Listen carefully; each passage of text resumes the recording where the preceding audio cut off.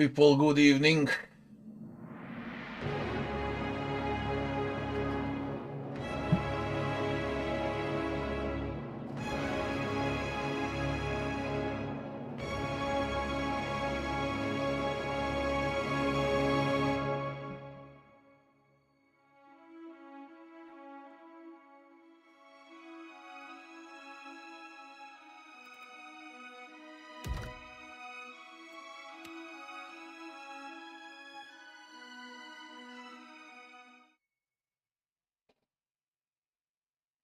Three mega boss is dead.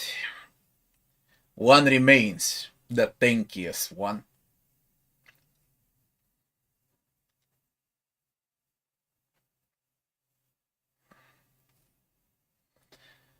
Man, this fight from yesterday. Never again. Once was enough. You basically play and prepare the entire game for this mega bosses. Because the rest of the game is a complete joke in comparison.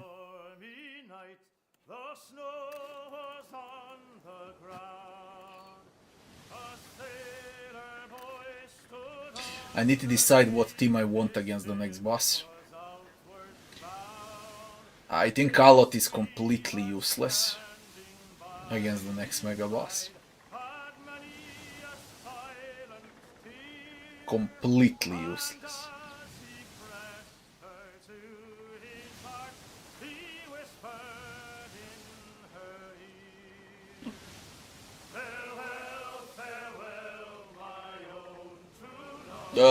The Tin Can is left, the Steel Clad.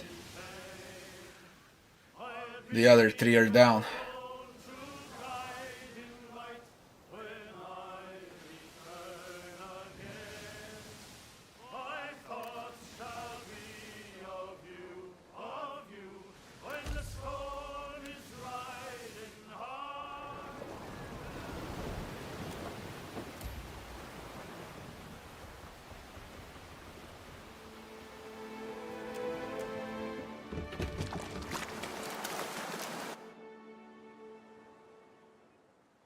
We need to prep, we need to decide what team to go with.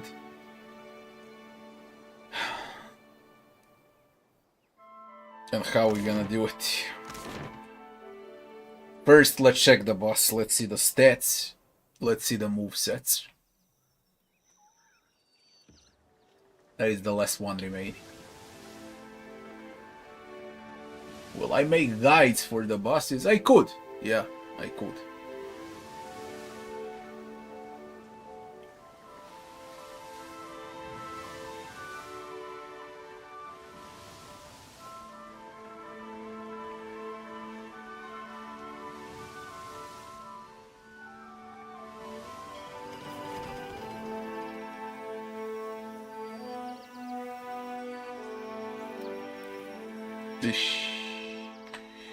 My blood is saved. Wasted some resources. Okay. Let's see the boss.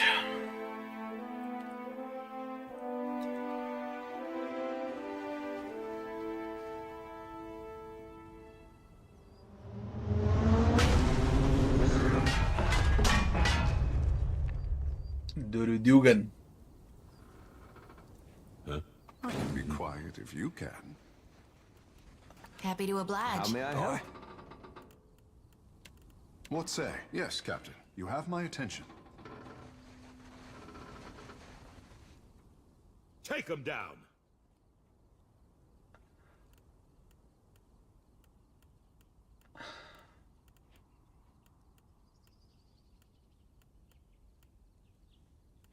Yeah.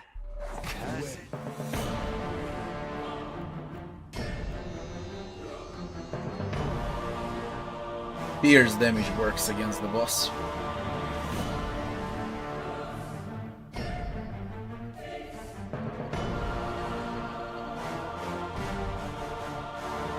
And I'm supposed to attack reflex.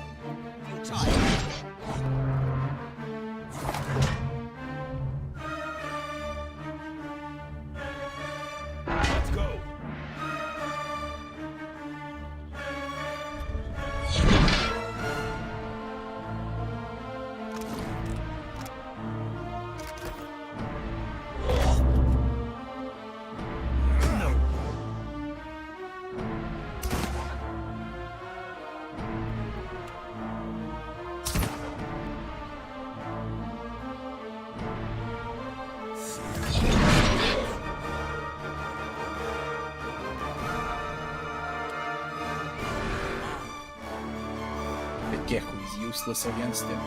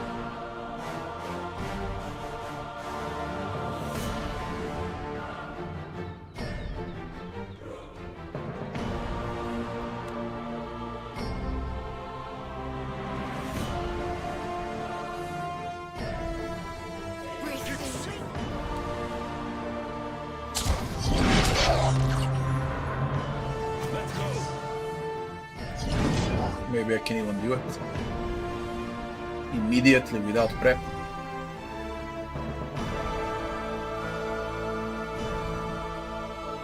Well, it seems like I can do it. He doesn't have any way to remove my pre-buffs. He's practically dead. Just a matter of time.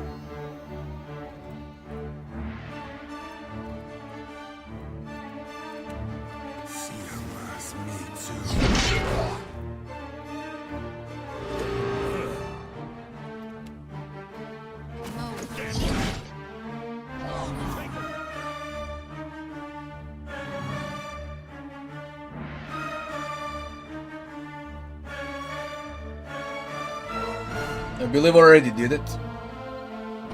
It's just gonna take a lot, but I already did it.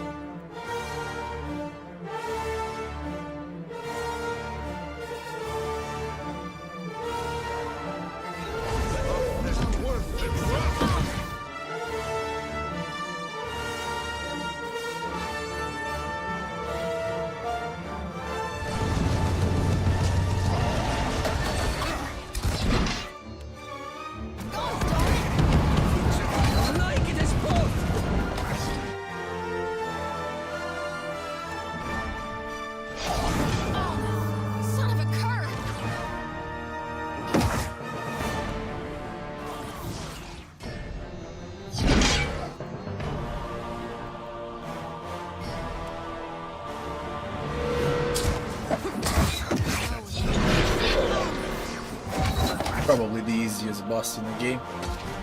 If he doesn't do something stupid later on, then it's probably the easiest one.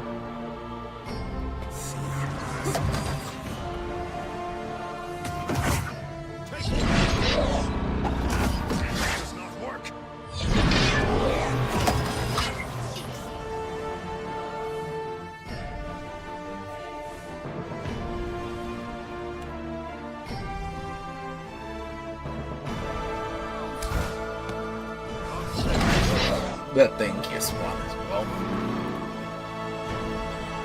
But good.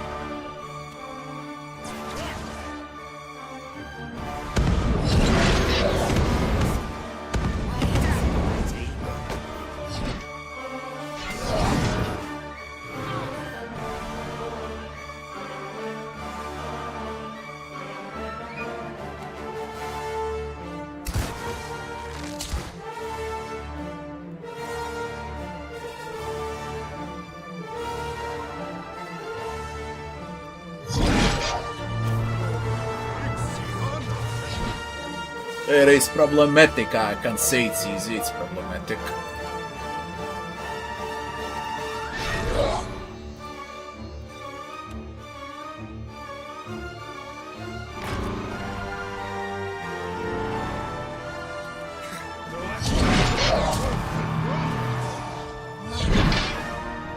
But I can't believe it, I'm gonna do it on the first attempt.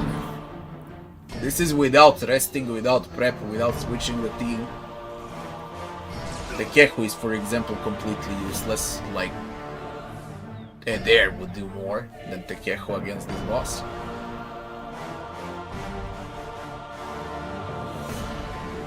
But I'll keep it like this because I'm in a good spot.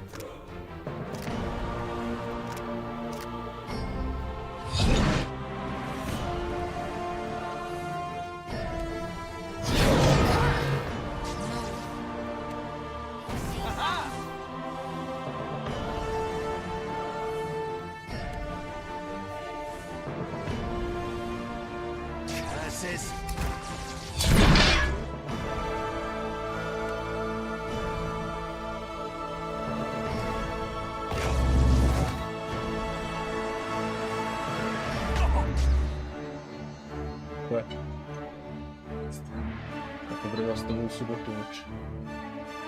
Molim. Aha, da.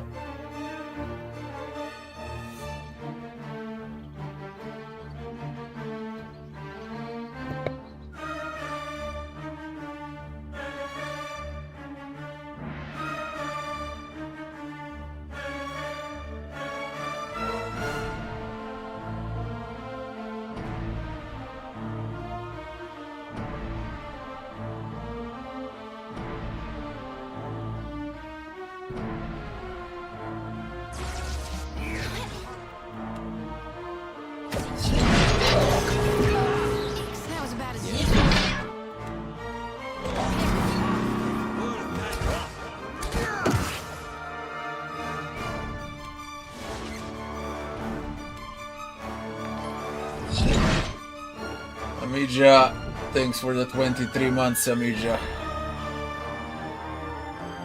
How's my party not dying?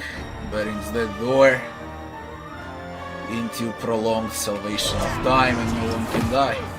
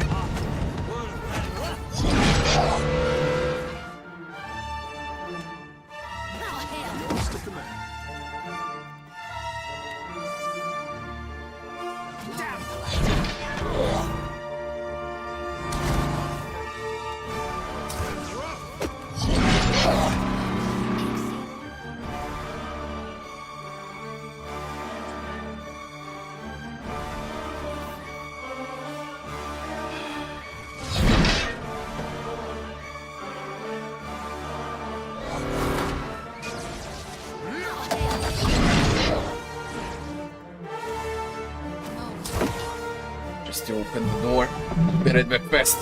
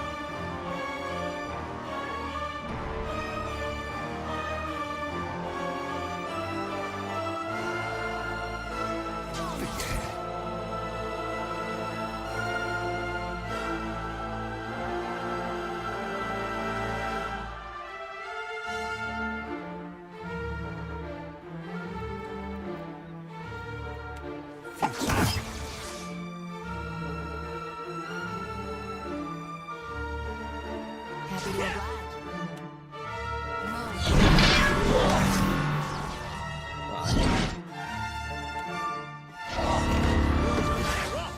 Take them down.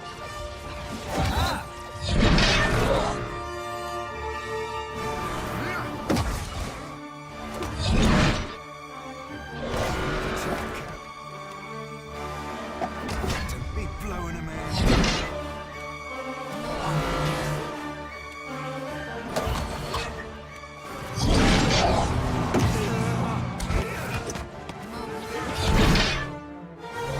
Happy to oblige. Happy to oblige.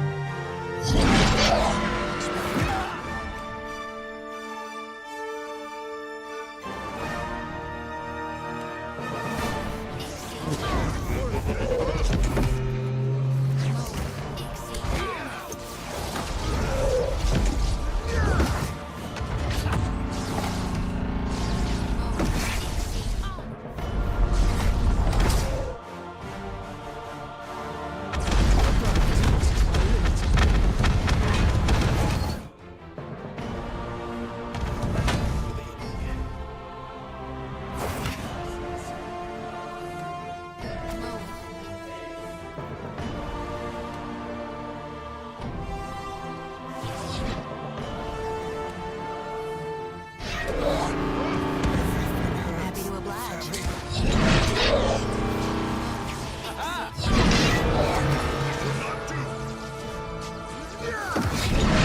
What can I do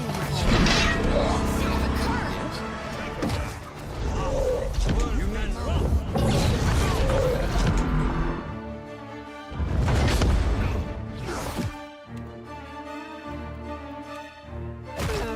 I hear you.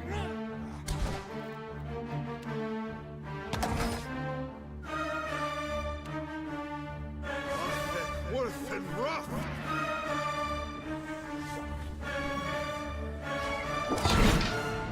Captain, will be slow. What can I do you Stem for? this-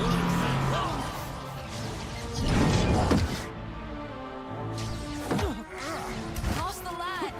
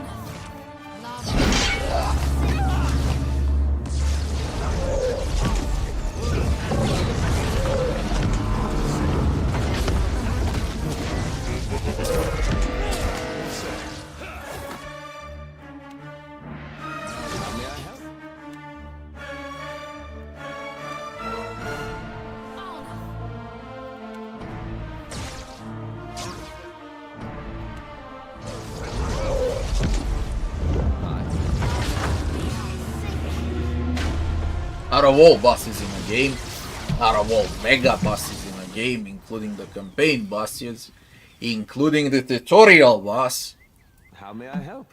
this is the easiest fight I shall. in the game. How may I help? It just takes long. Now have in mind, I did not rest. I did not switch team comp. I did not respec builds. I can upgrade the weapons to mythic to deal even more damage. They're just legendary. And I can switch characters that actually deal pierce damage instead of dealing no damage. And it was this easy. The hardest boss in a game. Now we speak about mega bosses. This one is the easiest. Then it's the spider. And then I can't decide who's harder. Is it the blob, voracious mountain, or that freaking mage from yesterday?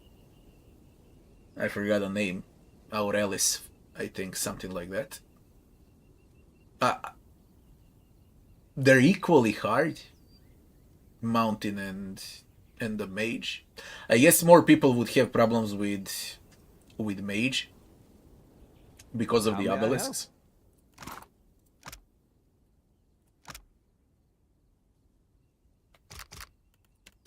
Aye. We did all mega bosses. That's the bottom line.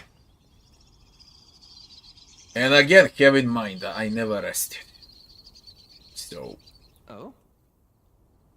I was literally playing with chance to reflect against spells bonus instead of perception bonus to hit more often. Yes? Of course. It would be even faster. I think this is maybe like 2 minutes fight with prepared team. With this team it took 10 minutes without preparation. Which makes this boss probably the easiest one. Even easier than the spider. Now why spider hard? Spider deals injuries. And he can perma kill. This boss doesn't do injuries, and that's why it's the easier out of those two. Will I do bosses tutorials as well? Yeah, I'll do bosses tutorials when I create a guide. I'll do it.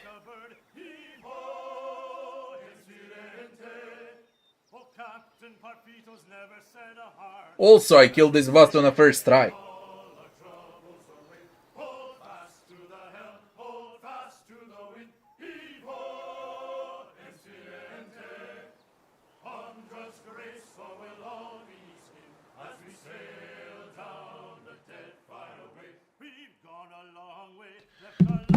Everything is done. All mega bosses, all side quests, all main quests, all DLCs. Absolutely everything is done.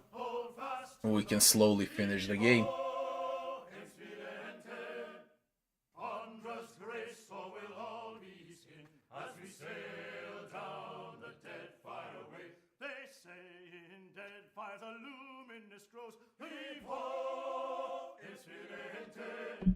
And so that's where our brave ship goes to make our fortunes one fine day. Hold fast to the helm, hold fast to the wind. Heave-ho, Infiltrating. Andra's grace, so we'll all be skin as we sail down the Deadfire way. Hold fast to the course, hold fast to the waves. Heave-ho. Let's prepare to finish. Final part. Any companion quits my party? Nah, not yet. I think if it happens, it's gonna happen now. But no one quit so far.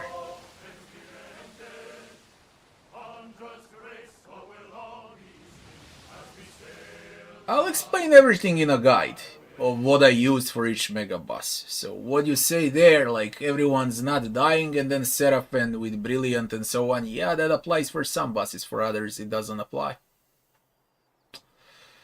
You know? Blob needs completely different tactics. I mean, Voracious Mountain. Completely different approach, completely different tactics. Mage needs different tactics. Spider,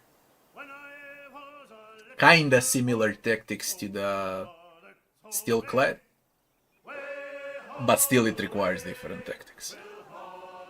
Mega bosses require, at least on Path of the Damned, especially on Upscaling, mega bosses require everything. Not only gain knowledge and perfect builds, it also requires positioning, it requires knowledge of what spell you use and when you're gonna use, and that requires playtime. The more you play, the more you'll get to know the game and what you need to do actually. I didn't know when I started, because I played a long time ago. Basically, even though I played it a long time ago, it's a new game to me, considering I played 1000 games in the meantime. My last run was 7 years ago. Yes, indeed. So it takes time for me to learn the game system. Oh? But yeah, definitely, when we speak about bosses,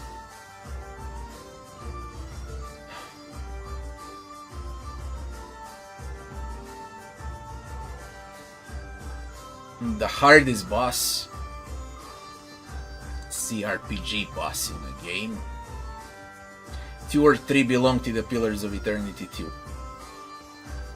So if we had like top 10 bosses in CRPGs of all time, I could make a video like that, but I just need to think about all the games that I played. At least 2 bosses are from Pillars 2 in the top 10 list of how hard encounters are. Oh? What can I do for you? What do you want? I was bored of this anyway. It's me.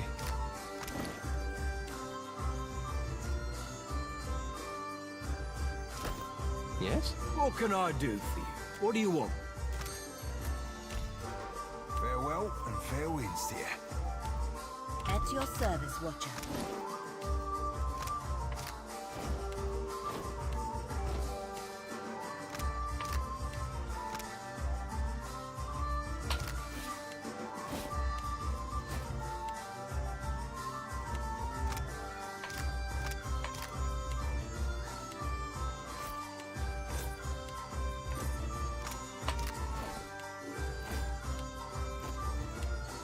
And truth to be told, when you play the game, it's not even about what items you use that much.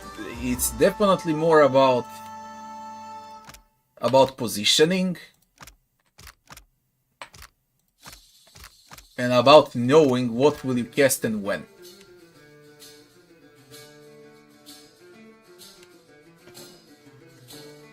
But of course you need full combo of builds and the knowledge. I would say it's 50-50. 50% is preparation, 50% is combat.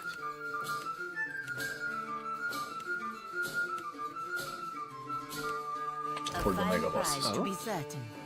Agrasim. How may I help? What can I do for you? What do you want? Huh? What do you want? Goddess. Now, this is probably the best team setup in a game, these 5, because they cover everything. Okay. They cover all. And lore-wise, this is the best setup. Combat, it's the Kehu instead of Ede. That's the strongest team in combat. The Kehu instead of Ede. And everyone else remains. But for the campaign, you can't play the first like 10 levels without Ede. You have to have someone to soak up damage. And that is perfect for that.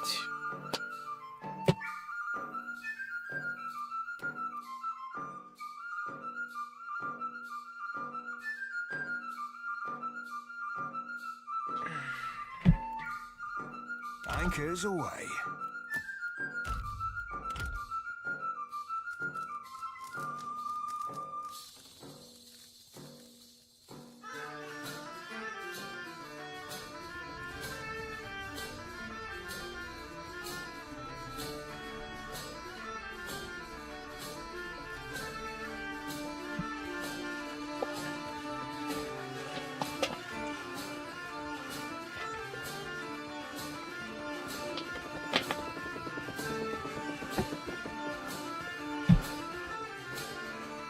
Yeah, Pillars is over soon. Very, very soon.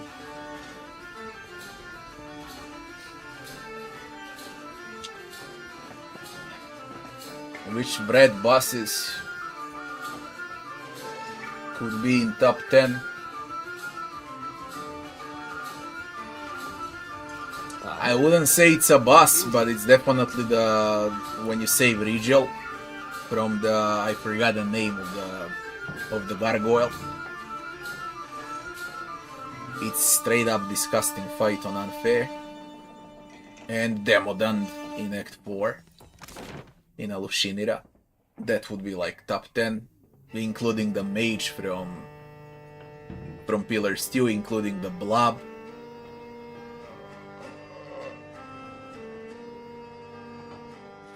Then I would say the final boss of Kingmaker. That's 5. 5 left.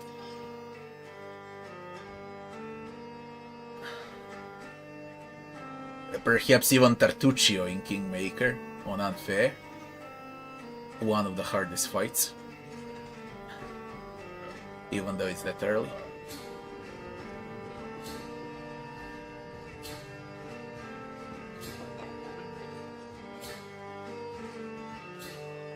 I wouldn't put a single fight from Origins, because it's just not hard enough. I wouldn't put a single fight from Neverwinter Nights, not one or two. Not a single one from Baldur's Gate 1 and 2. Especially not from 3. Not a single fight from Wasteland 2 and 3.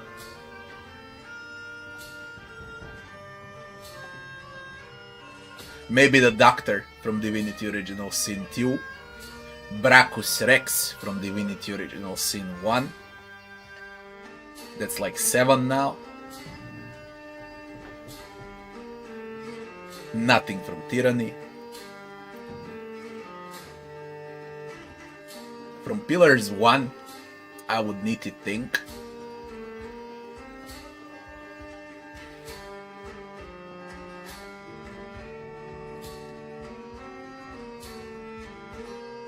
Maybe the Shroom from the DLC, because of stupid Dominate.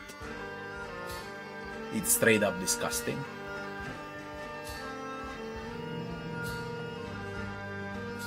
Because you don't have time to prep for the fight, and it insta-dominates.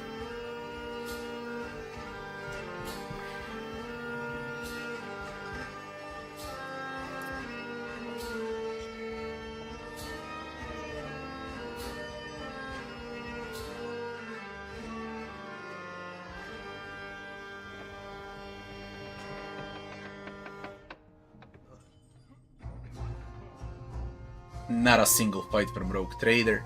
I would put Chaos Marine from Rogue Trader, but in vanilla version. They nerfed him 5 times since vanilla. 5 times he got nerfed since vanilla. And now he's a joke, because people complained. So if I would put in top 10, I would put old Chaos Marine from Rogue Trader. Like when I was playing pre-release version, it was even harder than in vanilla pre-release version. But then again, I was among 100 people that played pre-release. No one played pre-release, you all people played vanilla. You got pre-release version on my channel. I uploaded the entire pre-release before drastic nerfs on most of the bosses. So Rogue Trader was actually harder in pre-release. But people complained they nerfed. I don't know why they touch unfair though. They should touch other difficulties, but don't touch unfair.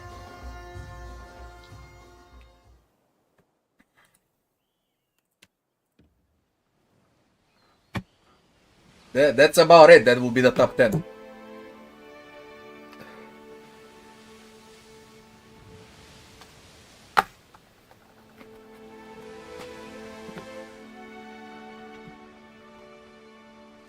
Lengrat, I killed Lengrat on first attempt without preparations in Pillars 1. With those two dragons. It was one of the easiest fights. I uploaded it on my YouTube channel, you can check the fight out. It lasted like less than 10 minutes. I didn't have any problems with Lengrat. Same like with this boss, with Mega Boss now. Same like with Spider. I didn't have any problems, so I will not say they're hard. Hard is when you prepare, you know what's gonna happen, you know you played it well, and you still die. That's what I consider hard. That's the criteria for me. Because I know I haven't made a single mistake and I keep dying, so... That's why there are some fights in CRPGs that are, you know, no matter how well you prepare, you also need a tad bit of luck. I shall.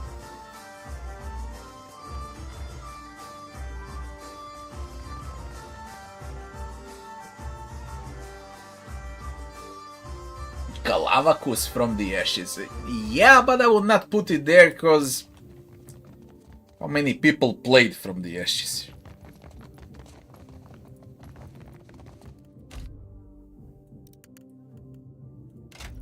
How many hours they put into balancing the fight. You are I will give you very well. Then the rules are changed, they're not the same rules from Vret. The game operates You may different. leave. Plenty of reasons why I would not put DLCs from Vret. Isn't this a bit I mean, even the much? one from Inevitable Access. Okay, I mean, How you may I got help? two. You got the Devil. And you got the final boss from Inevitable Access. Yes, Those are crazy hard fights, yeah. I shall. But I would still not put them there. Because again, very little people played and seen those bosses.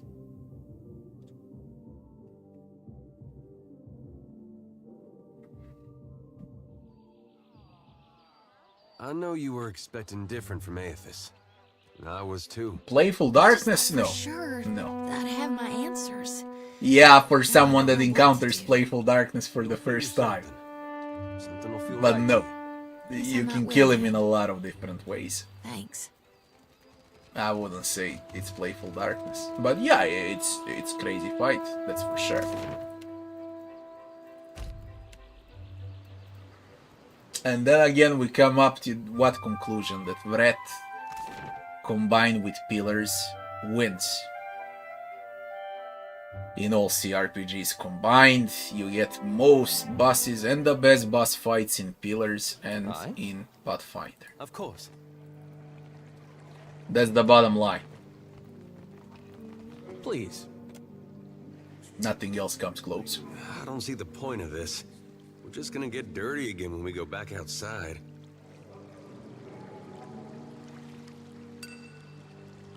You know what boss is the most disgusting when you encounter him for the very first time? It's Brachus Rex from Divinity Original Sin 1. Oh?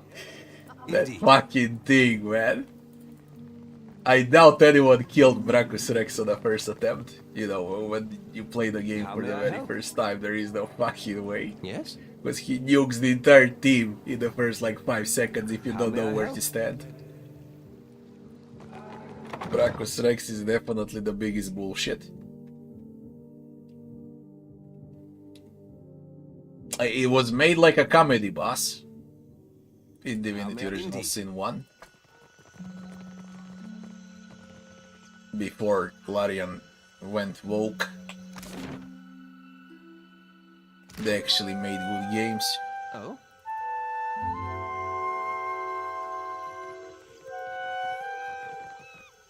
There's something I can do. Huh? Yeah, right. People, let's finish the game. Don't know how much is left with Chase Eotas now, and that's about it.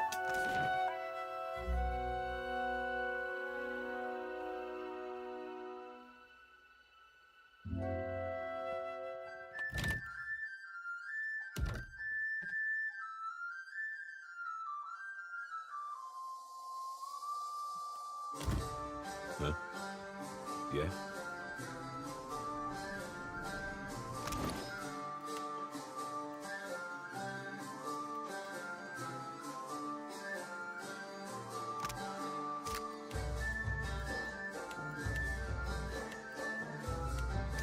It was a great run. There were a lot of fun fights. A lot of great moments in Pillars 2 as well. But I would still say that Pillars 1 is a better game.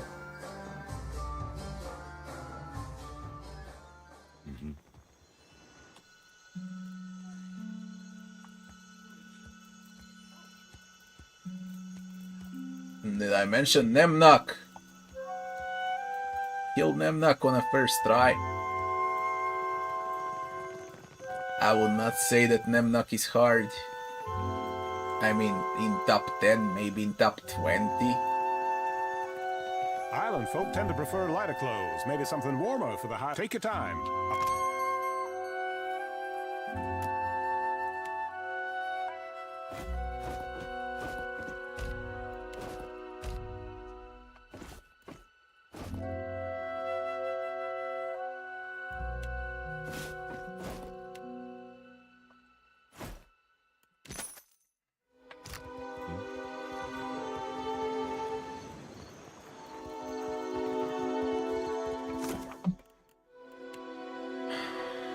Attend the trial as a witness. Let's grab Pelagina fast. Finish her quest as well before we finish. Although I don't need to do it, but we're gonna do it.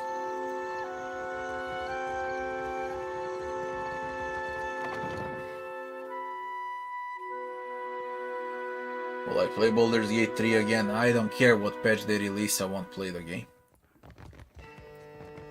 Now, what can I do for you? See anything? I played it once. I'll never play it again.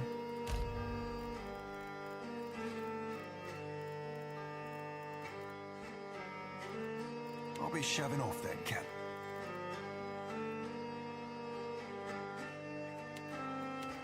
At your service, Watcher. Yeah, right.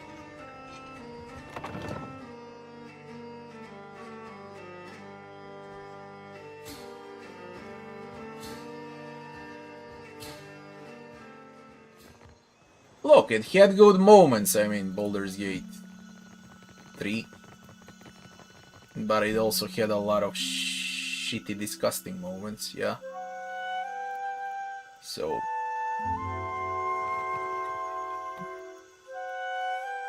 they paid more attention, man. When people speak about Baldur's Gate 3, they refuse to realize one thing. They paid more attention to the fucking agenda, to the woke policies, to accommodate everyone. Most of the money went into voice acting, into choices, into conversations, into camera angles, into comedy. And it's a video game. What's even worse, it's a CRPG with a very strong name. The least money was put into balancing, into testing, into combat, into difficulty. And it's a video game.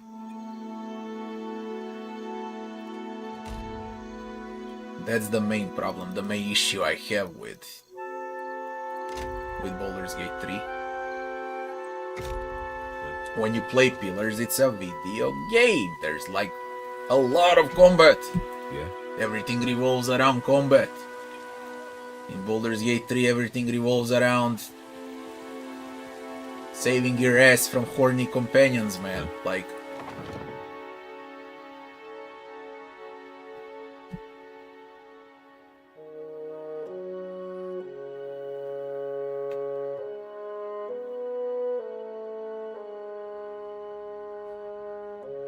Also, when you say not even a good plot in Baldur's Gate, they had a plot. Plot was very simple. You have a brain maggot in your head. War is coming. The world is about to get destroyed. You are running with time to save your life and from your companions, and while everyone is in a huge jeopardy, you know, because life is treading on a needle for everyone, you camp, they wanna fuck your ass. I mean, come on. Come on. Are you fighting for your life or you're going into disco? What is it? That's the main problem I have with Baldur's Gate. Right. You wanna make a dating simulator, so be it. Don't call it Baldur's Gate.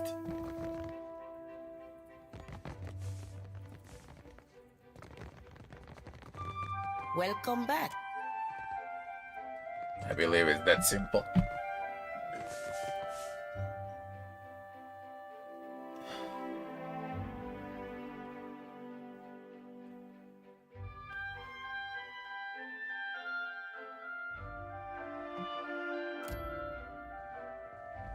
Silence, please. I'd like to get us underway. I see you have wasted little time in involving yourself, Lord. Director Castal, Governor Alvari, you are both here? Indeed, Your Excellency. Yes, Your Excellency. And this is to be your witness? A moment, Nero. Is that not Pelagina Mesray? Have we brought one exile to welcome the other? Duke Remasi, Maestras and Mestres. I am here to assist in these proceedings, nothing more. Most esteemed guests, this is the Watcher of Cadnua. We were sorry to hear of Cadnui's fall, Lord. How interesting to find you here. You have my sympathies.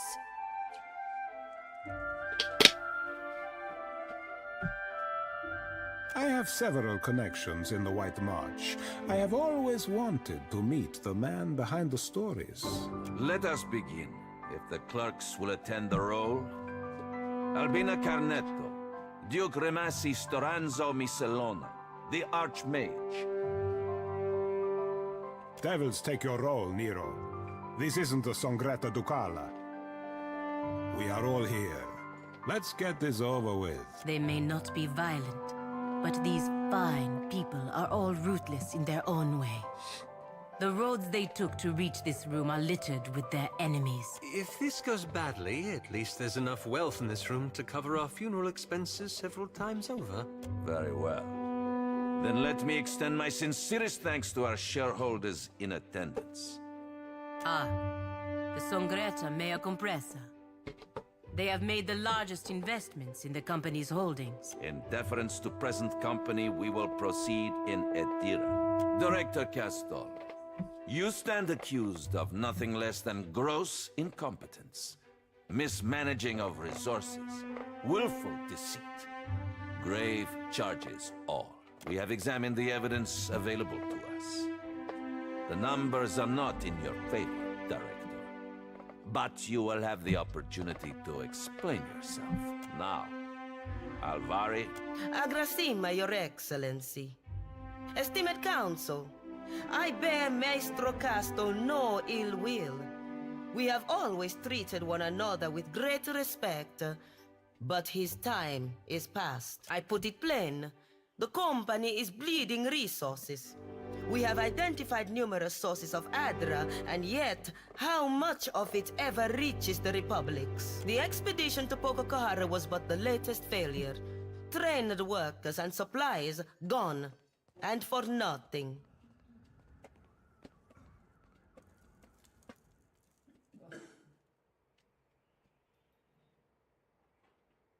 You mean to say that the vein was secured in the end? Well, that is... yes, Your Excellency, but... A strange argument. We are concerned with results, Alvari. As far as I can see, the expedition was a success. I have more, Your Excellency. Your coin, lords and ladies. Where has it gone all this while? Not to mines and industry, no. The director has spent the bulk of it on frivolous experiments. That is absurd.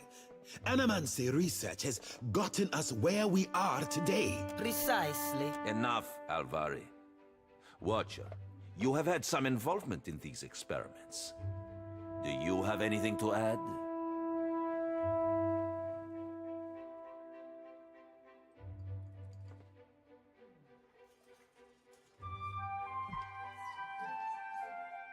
An interesting point.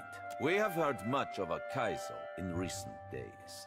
I wonder, Director Castor, just what are your plans for the fabled city? Ukaizo holds an enormous quantity of luminous Adra. Our research has already yielded results. If we can establish an outpost there, then if we take this opportunity, we can accomplish far more than we initially believed. I could make you rich, lords and ladies, beyond your wildest dreams. You may be rich in a century or two. Have you that long to wait? Some of you perhaps, but all? Dreams are all Castle has to offer. We have scores of Adra sites mapped to detail. Why not focus our efforts there? Castle risks your fortune on illusion. That is true. We have mapped these deposits for years. The closer we travel to Onra's mortar, the denser the deposits. Even Alvari knows this.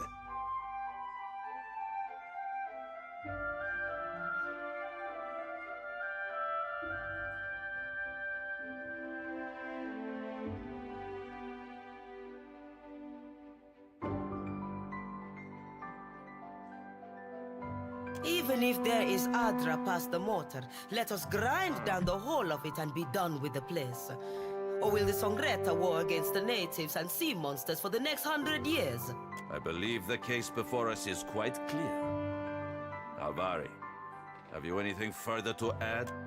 My lords, ladies, our enemies will make for Ukaizo in short order. The Valian Trading Company must be ready. It needs decisive, effective leadership, now more than ever. With the Watcher's aid, we have the opportunity to claim an overwhelming victory. One that will carry us all into the history books. The Watcher? You would rely upon a brute. Per complanca, some dignity.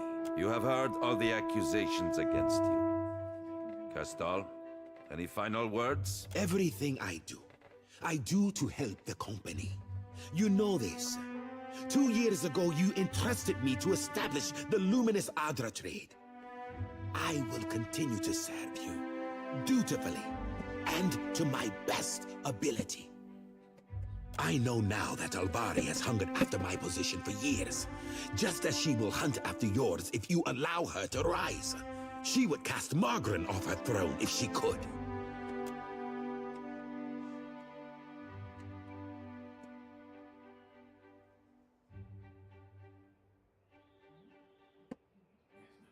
Regina, this is Castel's last chance. Maestras and mestres, I cannot deny that Director Castel has jeopardized the company's interests in the Deadfire. But his ambitions align with those of the Republic's. Such ambitions carry risk, but they also bring the potential for your company, for our republics to become the uncontested leaders of the world to come. I am speaking of more than gold. More than prestige. Success will bring the power to shape the future as you imagine it could be. No. As the people in this room cannot yet imagine it could be. You inspire much loyalty, Castor. If only it were so amongst your own peers. It is time. Let us put the matter of Castor's dismissal to a vote. All in favor? You have overreached, Alvari. And the Songreta does not take kindly to being called away from our business to indulge your schemes. Sate your ambitions in the living lands. Lueva Alvari, I hereby strip you of your rank and title, and pronounce you exiled from the Valian Trading Company and the Valian Republics by order of the Sangreta Mea Compressa. This is a serious mistake. You can't do this to me. I believe that brings this meeting to a close. Agrasima Watcher. I must see the shareholders out, but please, let us speak afterwards.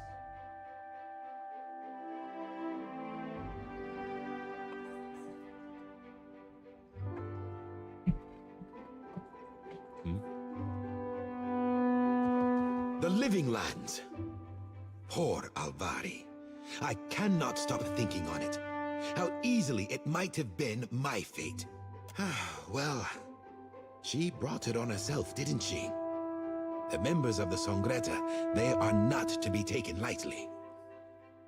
It will be very difficult to forget. Well, I am still director, and our ambitions have not changed. We move forward. The Royal Deadfire Company will not sit idly by while we claim Ukaizo. If we set so, we know the Royal Dead destroyed. Of course, the building is very well defended. You cannot simply walk inside. It might be impossible if the Royal Deadfire Company had not decided to use the Adra formation inside the power. With Alet's machines and your talents, walls are little obstacle.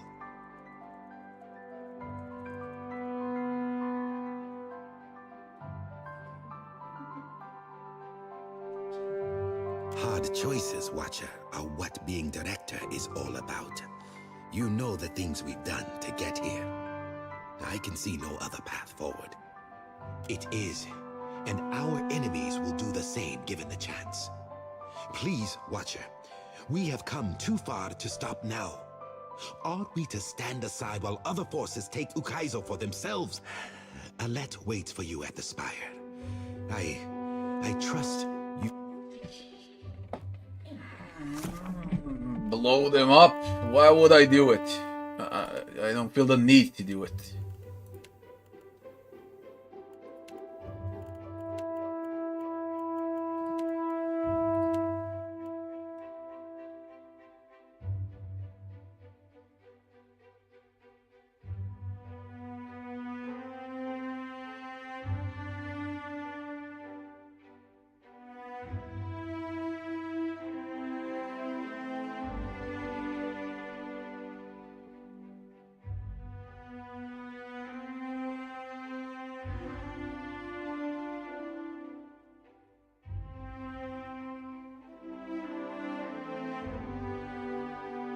Where's the Spire of the Soul Seekers?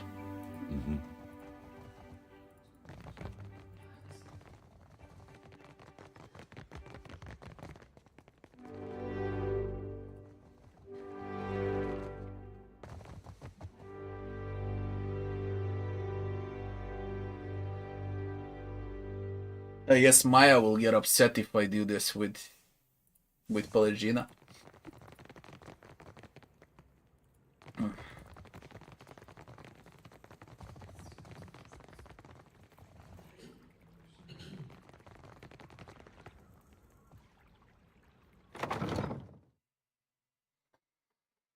Where's the Spire of the Soul Seekers? Where on earth is that?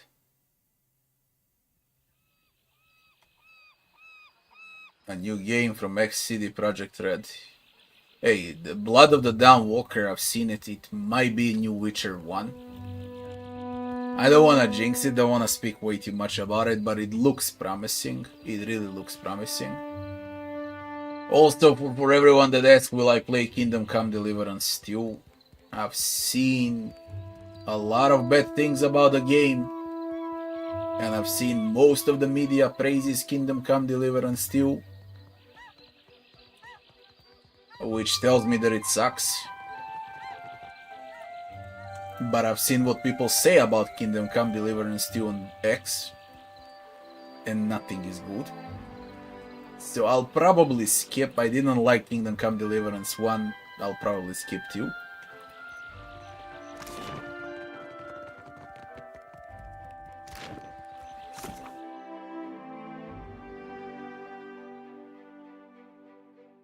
Spire of the Soul Seekers. Speak to Flown. Yeah, sure. Visiting the Sacred Stair. Spire of the Soul Seekers. I'm tired.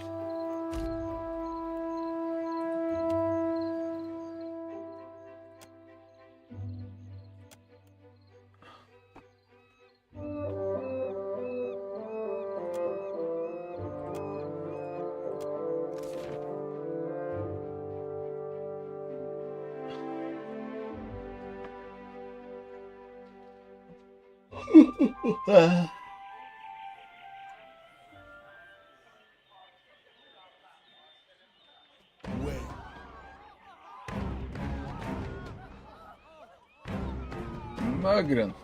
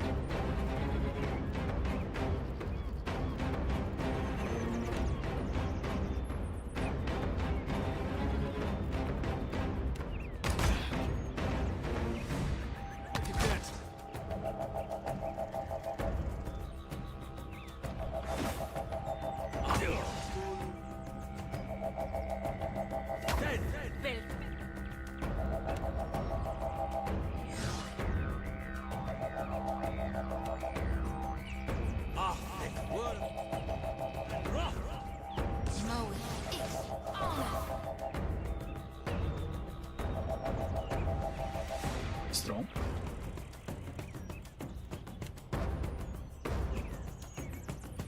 We'll wipe them out with the Kehu in a sec.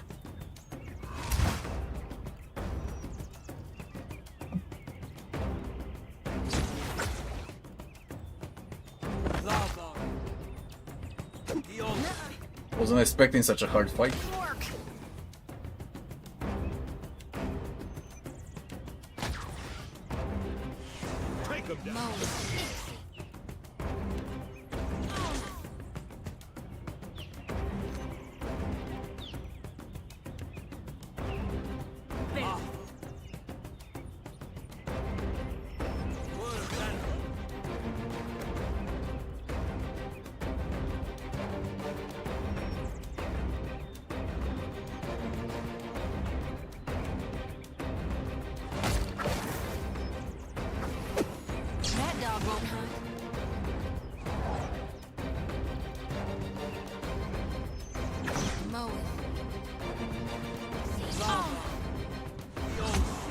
They heal like fucking crazy.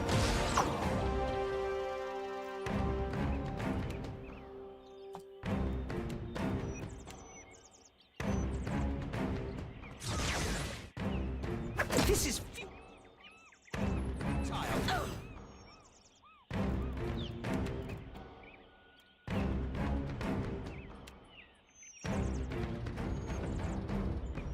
Let's go.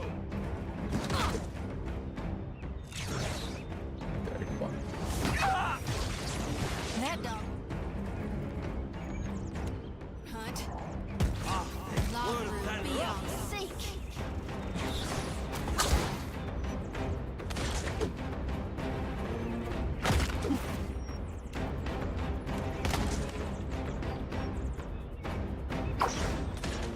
of course. Mow it.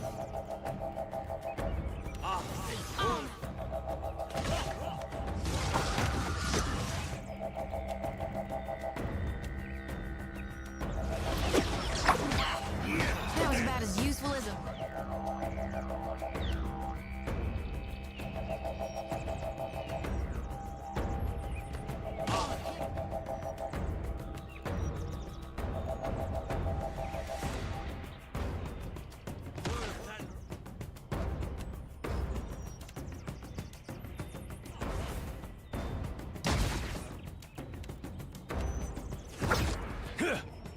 faster.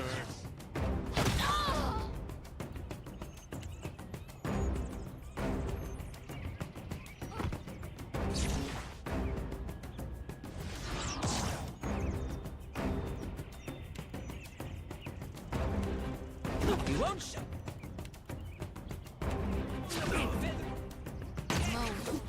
Hey, goddamn.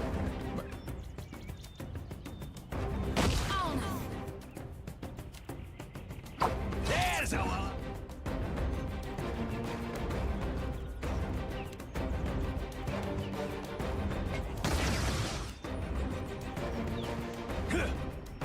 You won't show. Feather yet.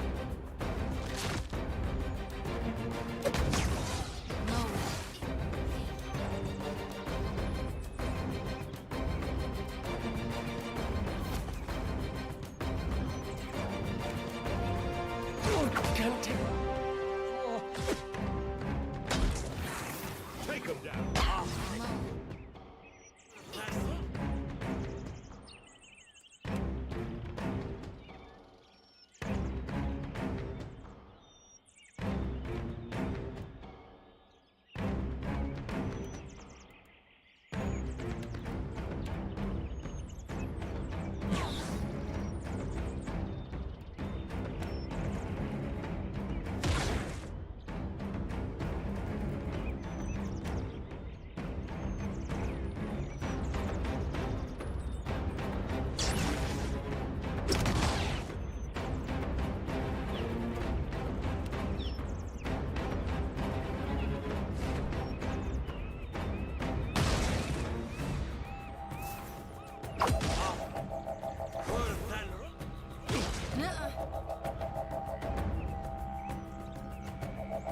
Didn't work.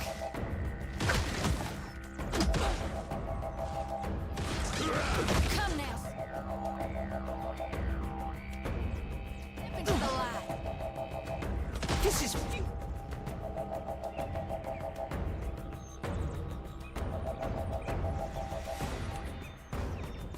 Lava. Y'all sink.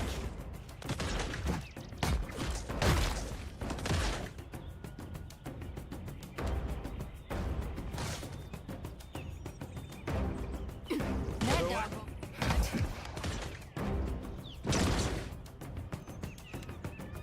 Come now. Of course. Exit.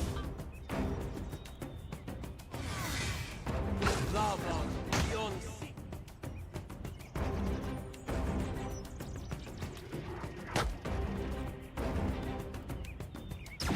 Yes? On us. Away.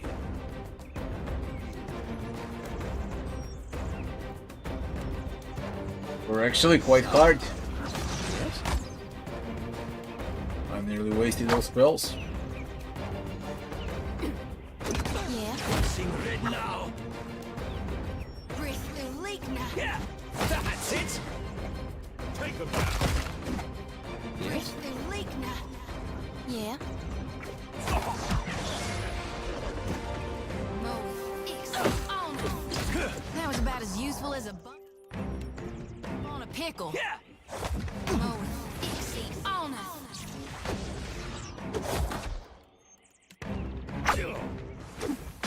Let's go. Exit. On us.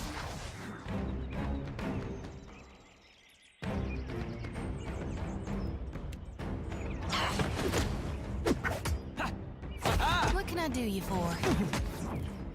Yeah.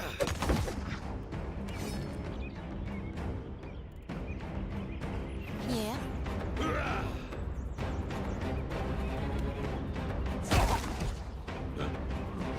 At once. I am ready. Tell me. Tell me. I didn't try, to be honest. That's why it took long. Tell me. On it. After Mega Bosses, I feel like I can play blindfolded.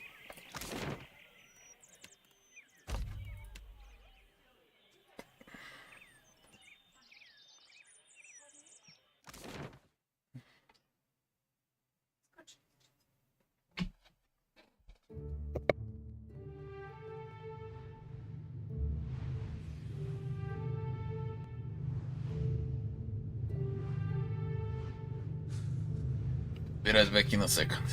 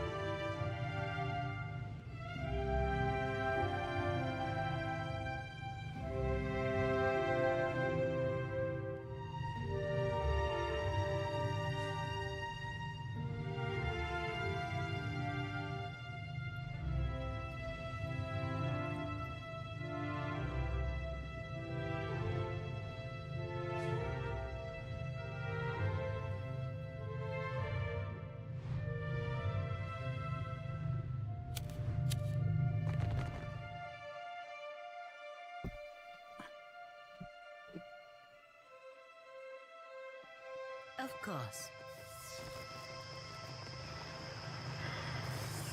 There you are. We're just about ready. You know, when I started working on all this, I didn't really think we'd end up using it for this kind of... You'll spoil our luck asking questions. The plan. I will keep it short. Unfortunately for our friends in the Brass Citadel, there's an Adra pillar in the powder house. Used it for illumination, if you can believe it. That's a torch to the powder stores, and everyone in there, yourself included, goes up in fire. So, I have a device for you. It will explode after a delay. Time enough for you to get clear of the blast. Plant the explosive too far from the main doors, and they will isolate the blaze and save the tower. Too close, and you will have gone a long way to kill yourself. My suggestion is the vats. You'll know by the smell. In any case, you will have to find your own way out. I won't be there to transport you back to the tower. You'd better be sure that you're ready. Right, so, one more thing.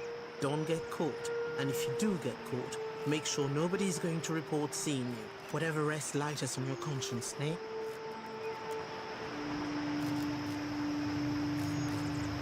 He's gonna TP us in. Look for the pillar to the east in the Brass Citadel.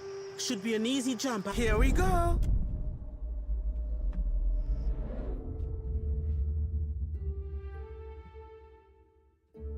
Have I used Recall Agony? No. I don't play with Recall Agony. Okay? At once. I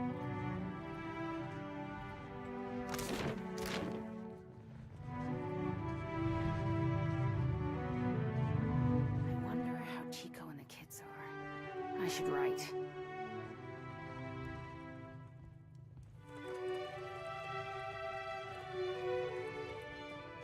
Oh shit. Just a few hours between me and a tall mug of ale.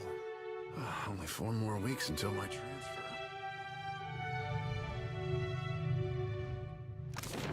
Tonight, I'll finally beat Pero at Hazatoa. I can feel it. Can I even pass anywhere? I wonder how Chico and the kids are. I should write. But what the fuck, man?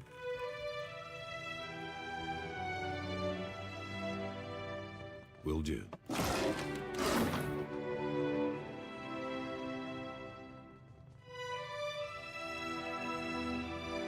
Just a few hours between me and a tall mug of ale.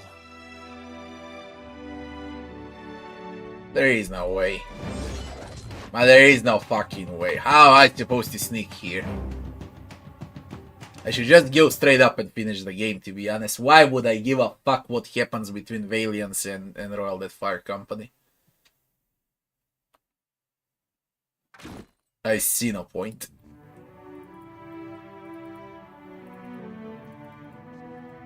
They just annoy the living shit out of me. Look at this.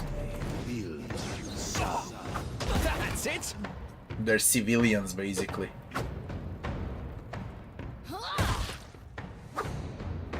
Yeah. Let's go.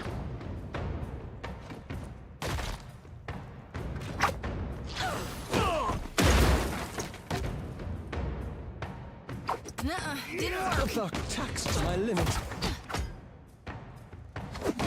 Perfecto. No can do.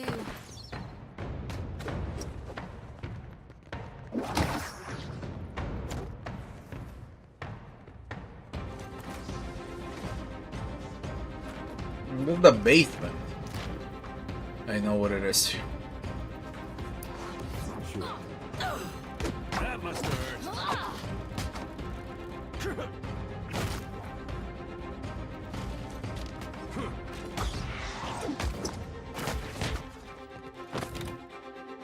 I don't give a fuck about this quest. Because it's pointless. At the end of the game, it's pointless.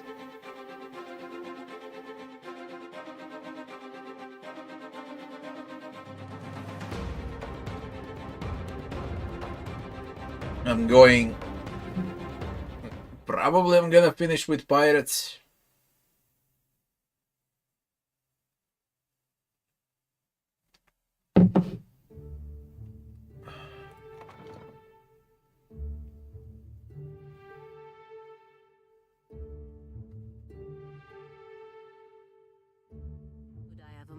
of your time. I know someone who works in this tower. An animancer named Giacomo. I'd like to see him if we could. Pallegina's quest. Agrasima.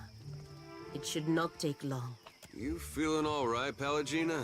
You sure you don't mean yell at him? When I was a girl, he visited me in the academy. He was studying godlike. Studying what was in our souls that made us different from other Keith. He found something in me. Something that resonated like a chime when he held an instrument near me. He said it was like this for all godlike. Different chimes resonating for different types. But you are not godlike.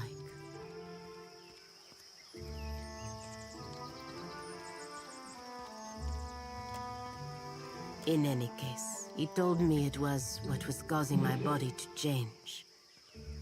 I begged him to remove it. He refused at first, saying it was impossible. When I told him I would kill myself if he didn't, he said he would try. You'd really have done that? Or were you just saying it? Some Valians, that's just how they make their point. I don't expect you to understand, but I was 12. My body was changing in many ways. Being the only girl, the only godlike girl at the academy, was unbearable. Agrasima. Giacomo was not able to remove the chime, but he was able to sever it. When it happened, I blacked out. The Brotherhood ejected him from the academy for ruining their pet godlike. They assumed I would die. I did not. Over time, I lost most of my feathers. The shape of my nose changed. It was not enough to make me fully Kalbandra, but it was enough to keep me from wanting to die. When I looked in a mirror, what I saw was not a godlike. Not something to be paraded around. It was me. Finally, me.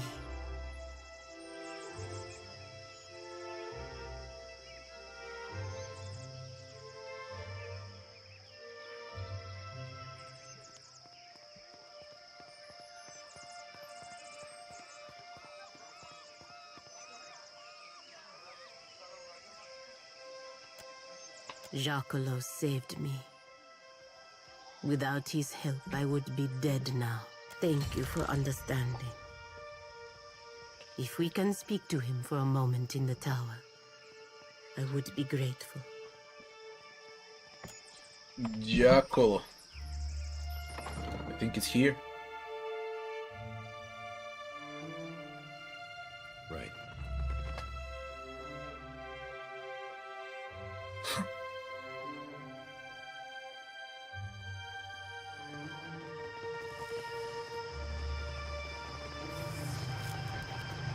In what tower? As the animancers in the spire of the soul seers about Giacomo.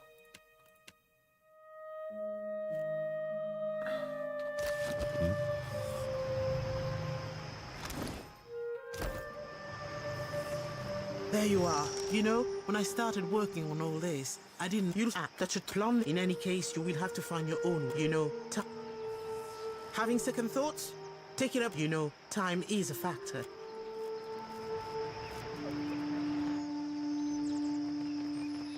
So who should I speak with about Giacomo?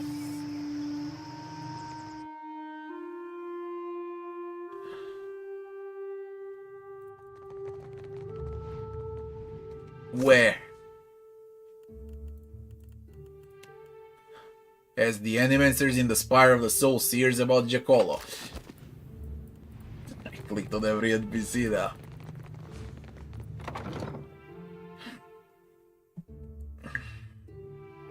It's not that it's important to me for this part. Supplies. Get All my your profits go supplies toward here. keeping. Have a look.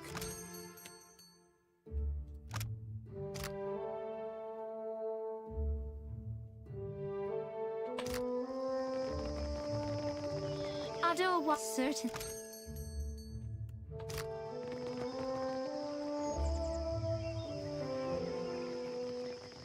Incense? Offerings for the temple? We go with pirates. I guess. It makes sense to finish with pirates. Because of Lucia Rivan, because of... Have I killed Lucia Rivan? Or I'll let him live? I think he's still alive. Now, what can I do for you? You see anything you like? Yeah, I said he's a good guy, I don't want to kill him.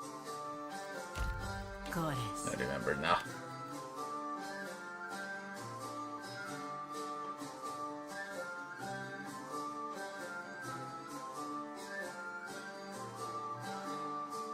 Anchors away.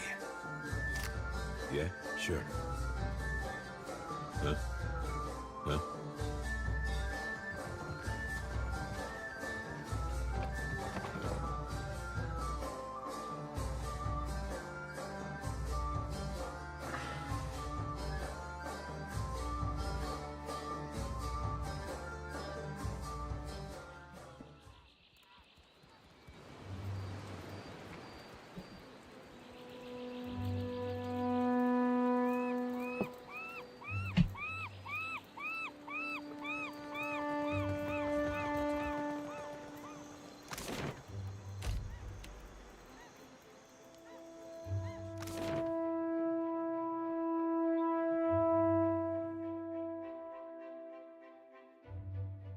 I clicked on that animator behind Lona, nothing happened. It doesn't matter, I have a save if I want to see Pelagina's quest. What I want to do now is finish the game. So I can start creating content about the game.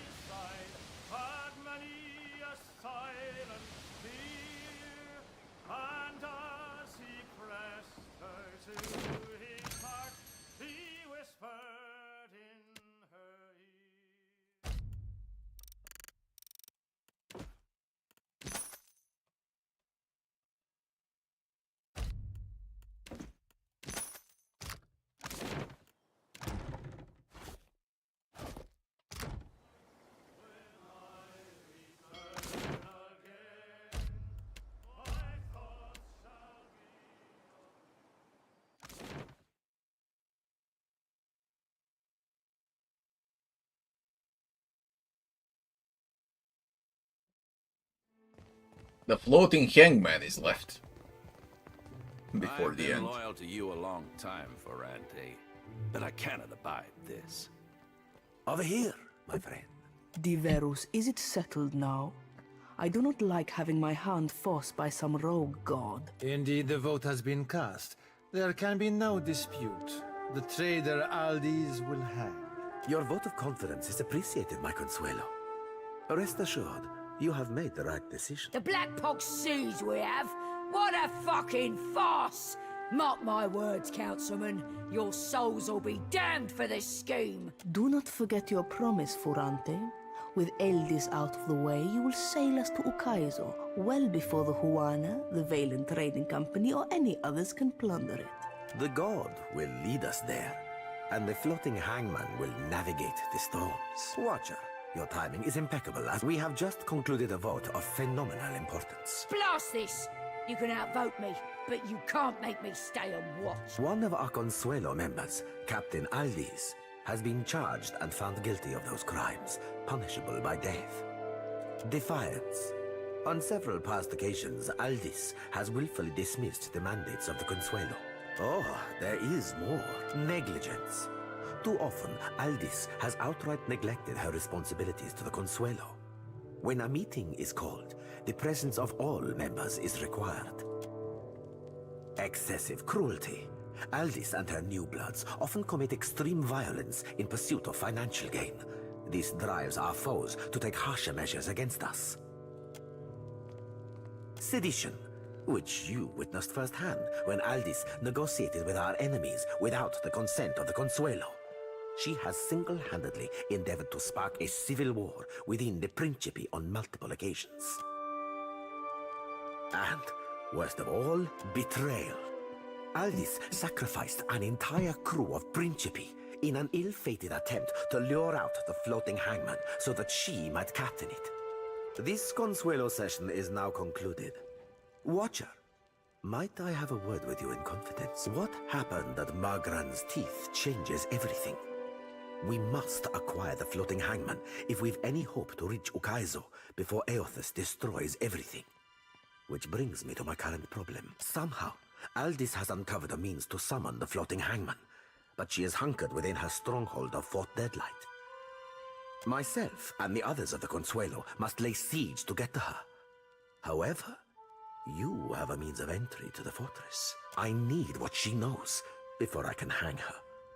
Obtain it for me, and I will grant you her seat on the Consuelo. I do know how you hate to lie, so you are loyal to her, and as much a traitor. Ready for fire! Anyone who brings me this Botso's head earns 5 ships from my fleet!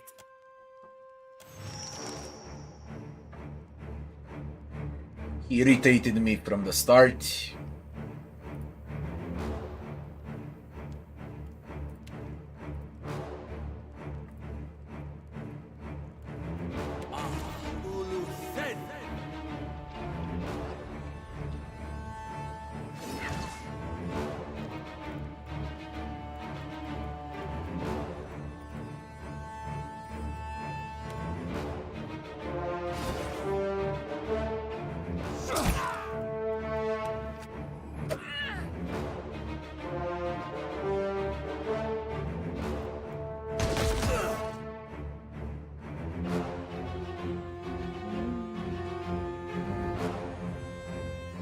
The gecko will do well here.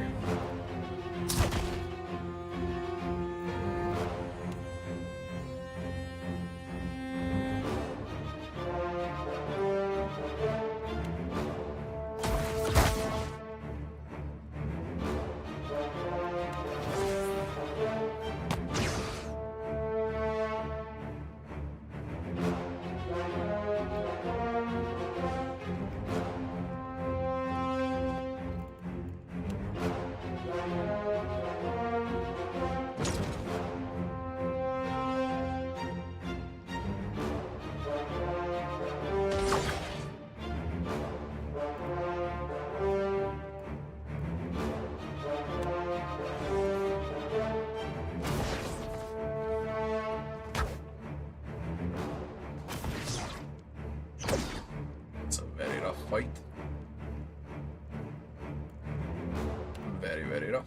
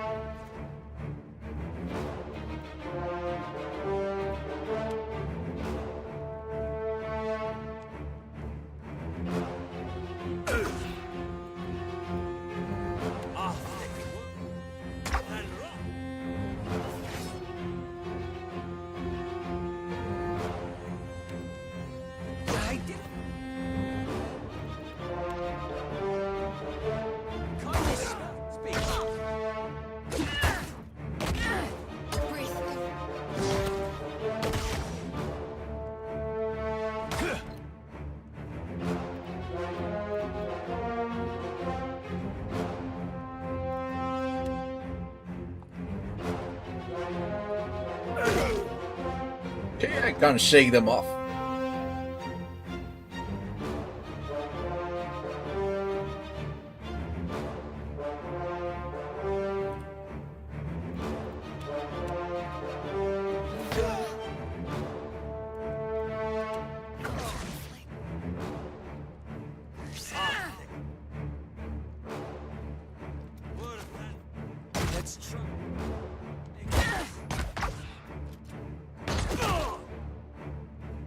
Shit. Yeah, you be right.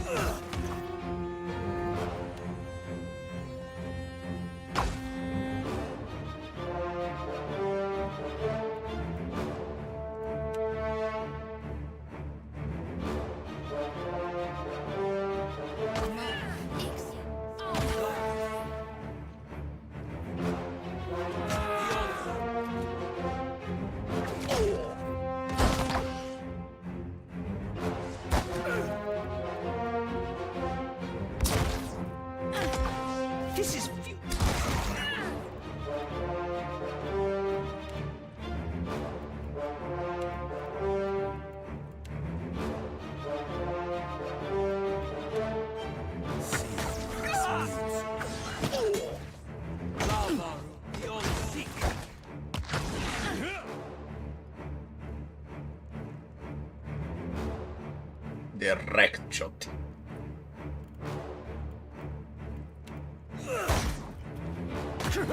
It's not an easy fight. I thought it was an easy fight. It's not easy fight.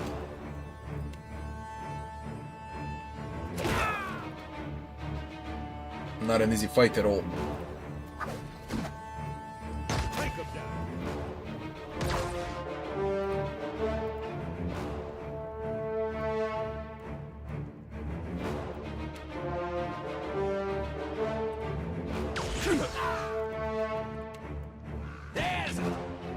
That's not helpful.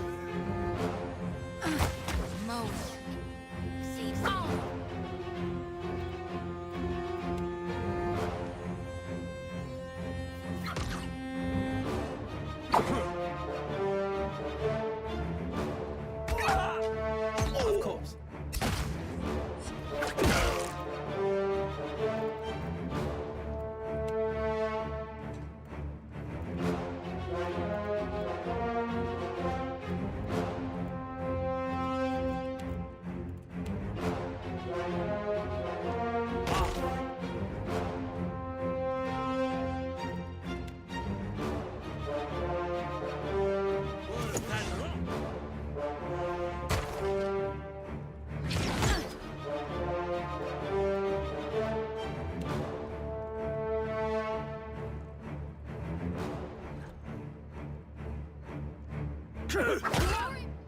Beta gone.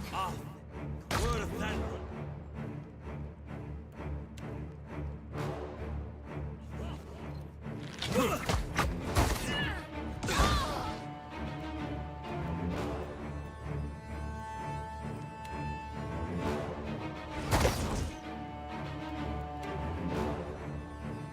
This is futile.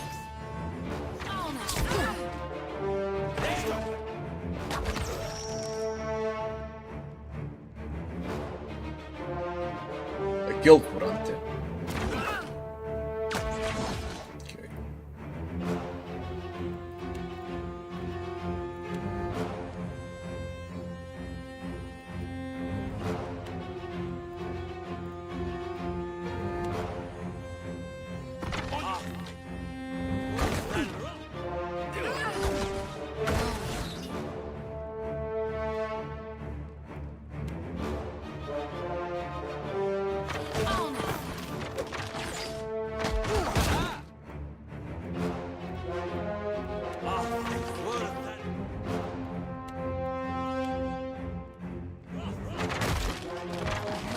Extremely hard fight.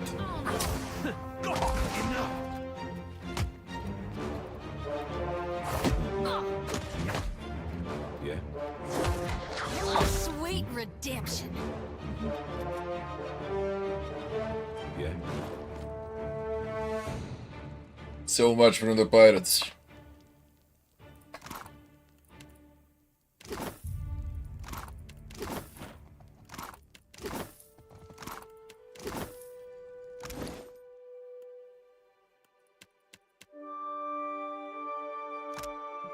Kurante's breastplate.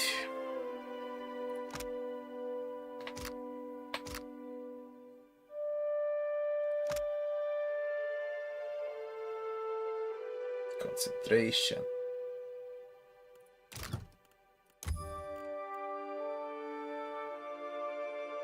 Increase defense, yes. Increase healing.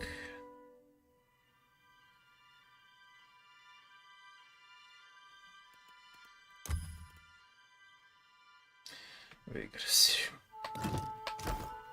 Yeah, right. Hard fight. Good fight.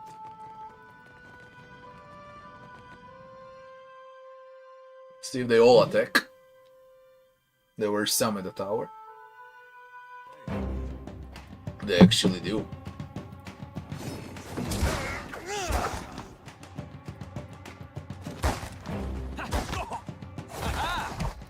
Got it.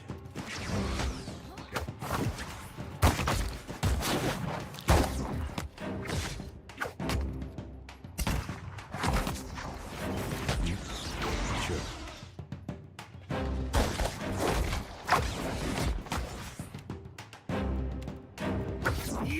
Breathe through leak, yeah?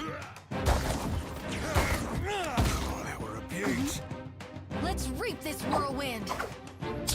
Damn it, lost. Happy to oblige. Nope. What can I do you for? What can I do you for? What can I do you for? Take them down. Yeah? Let's reap this whirlwind. Yeah, sure thing. What can I do you for?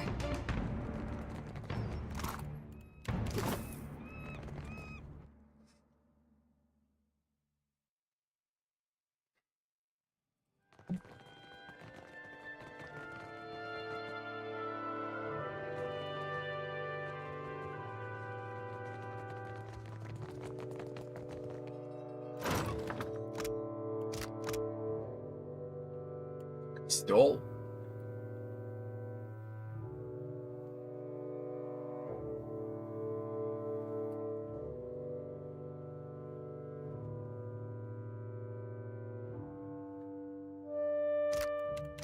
Look at that. All right. It was working with pirates.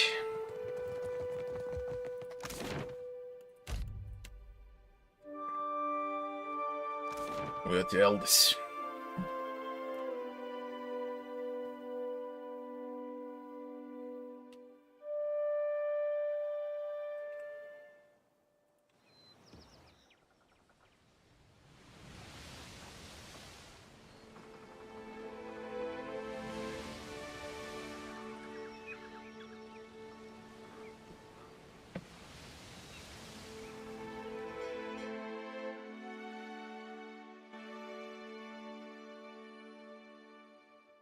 And the floating Hangman.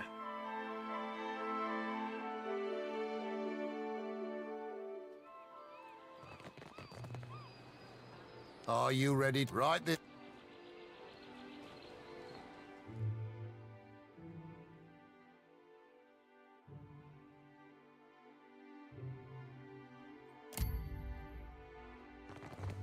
Ah, Captain. Beholding you never ceases to be a wonder. I only wish we met under more pleasurable circumstances. Would have liked to see Ferrante hanging, myself. I can imagine it well enough, though. For your loyalty, I'd like you to have Scoradeo's Edge. It's been a good sword to me. I know you'll put it to good use. Hopefully by killing more of my enemies. I'll be taking command of the Principe now. I'm calling a meeting of the Council at Dunwich. Sail with me to Dunwich, Lovesome. I'd like to have you at my side when I bloody the place. Arriving with the full protection of my fleet is the best call.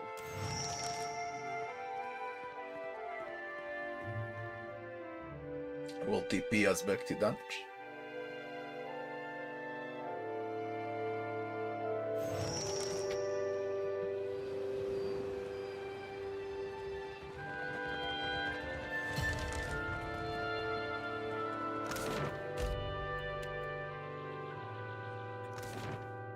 Yeah, I have to check the sword.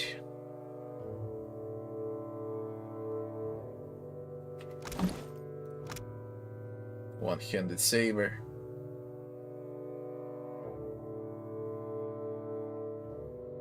Accuracy with ranged weapons. It's for the build with saber in one hand and pistol in the other.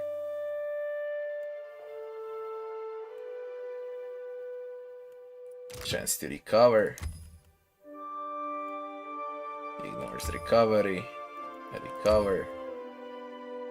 More accuracy. Even more accuracy. Sure thing. For very specific builds. Welcome to Balefire Beacon, Captain.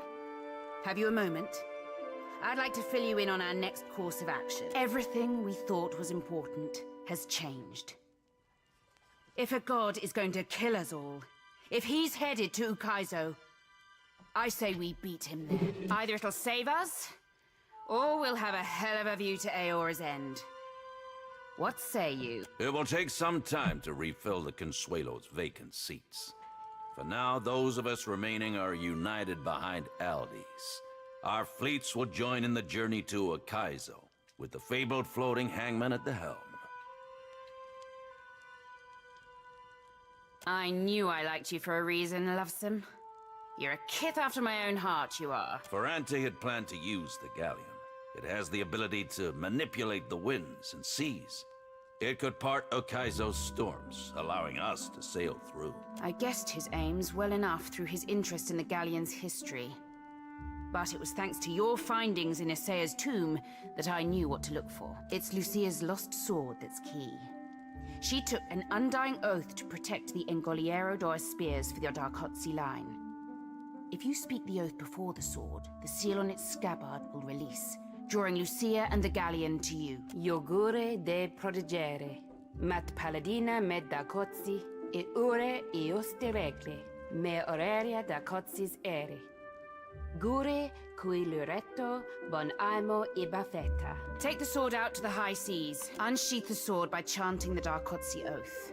When Lucia comes for it, kill her, and take the Fonferres. In the meantime, I'll set the entire Principe into movement. Expect a formidable fleet at the ready on your return. I'll happily lend you my ear, and my sword. We sack Ukaizo. Really run it into the ground. The way I see it, we'll either survive Aora's end to sail off with the riches, or, well, we won't. Regardless, we'll have a hell of a last go. If we can find and pilfer whatever your rogue god's after, who knows? Maybe us pirates will be heroes.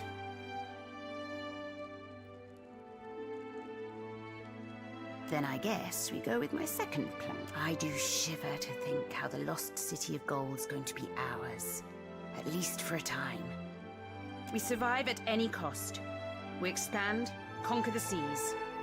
We live free, and we die as we choose. If we've only got one life to live, no future for Aora, no more chances for our souls. You'll take the sword to the high seas, you're good now. I just want to take... Floating Hangman now.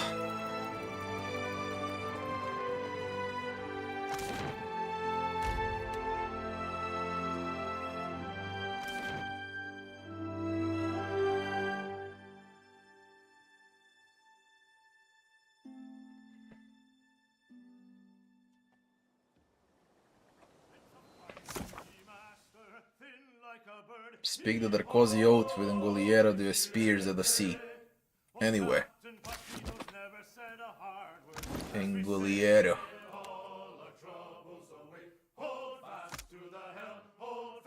How?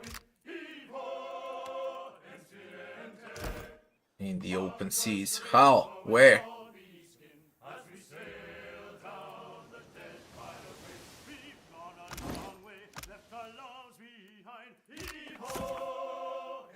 Take the weapon to the sea and speak the words.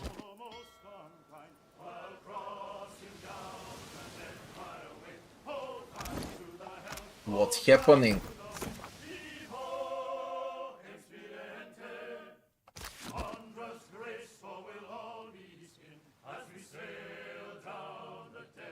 Where am I supposed to be?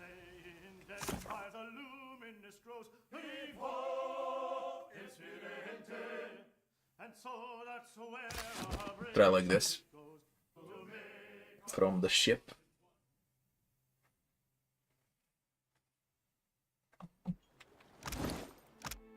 Big deal.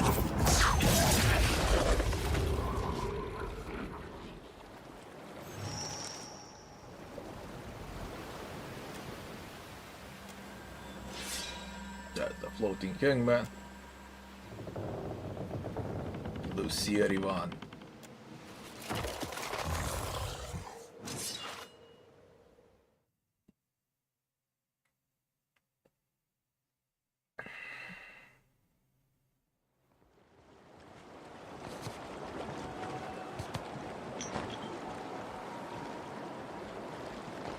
Vermeo Engoliero do spears.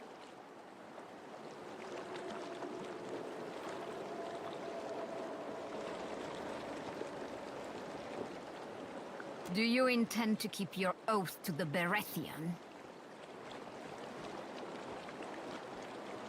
As did I. Mine is eternal. Is yours? You will relinquish it to me, once I have vanquished your soul from your corpse.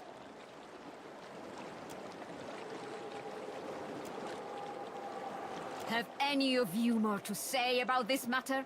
Any cowards wishing to leave my crew? There is but one way out, as you know.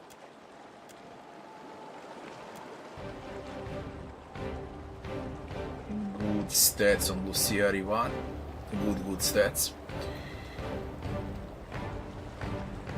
But there's a lot of us.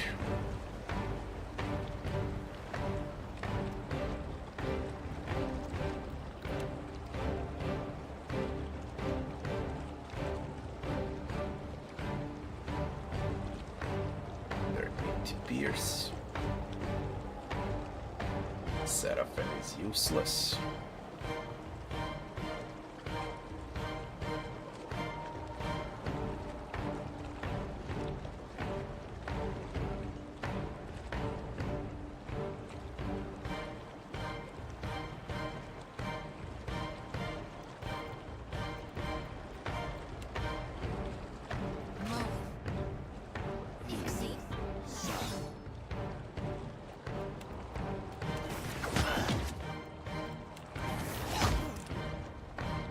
Valian is dead.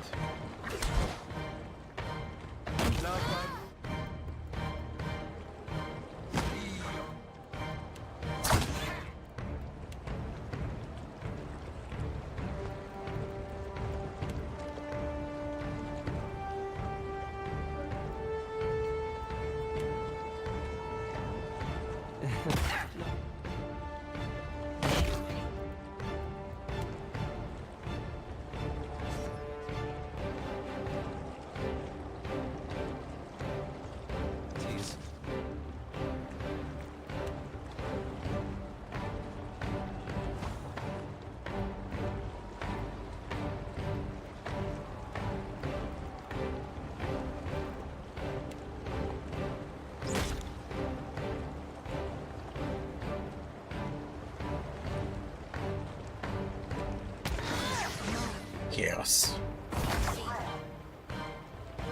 Who got dominated? Chotti. A lot! Oh. Dominating gaze.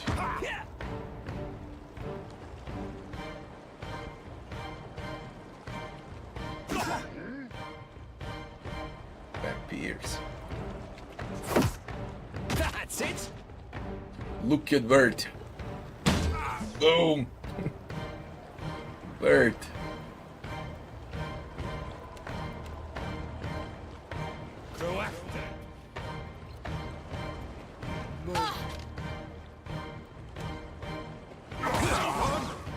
Vampires dominate.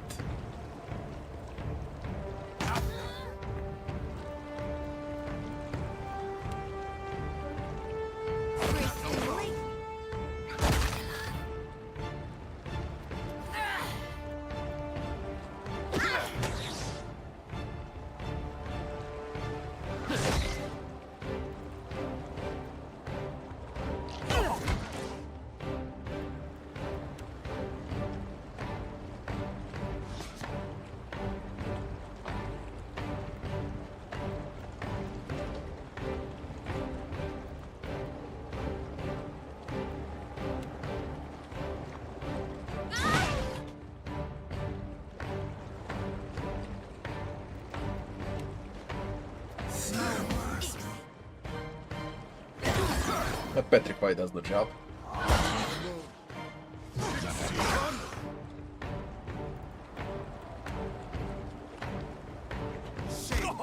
It really does the job. Let's go. That Vampire is crazy.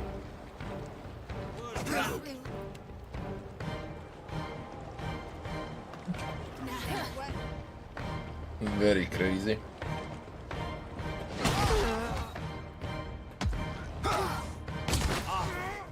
Again dominate. Yo, idiotic.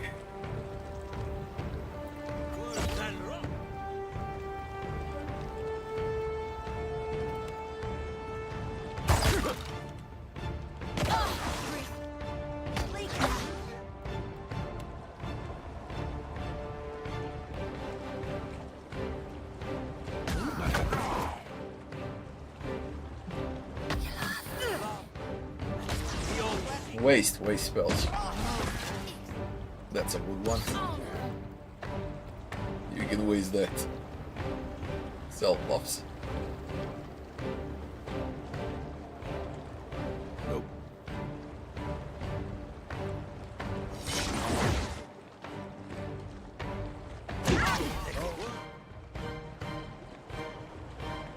Two is a lot.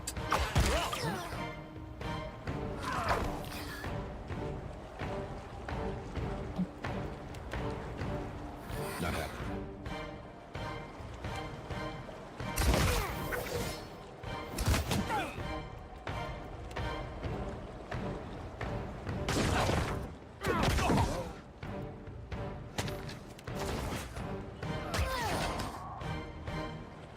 I feel...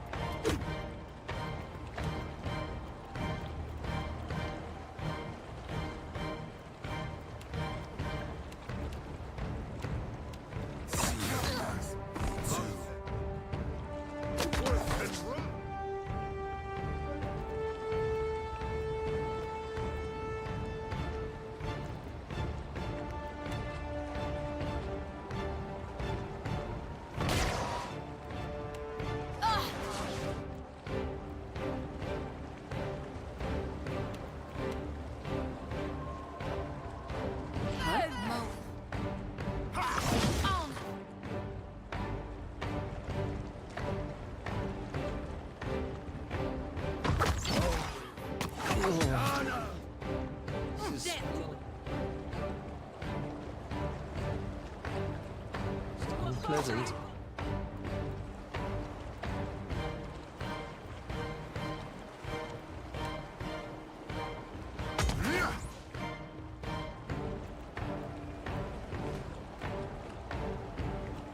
I fucked it up a bit.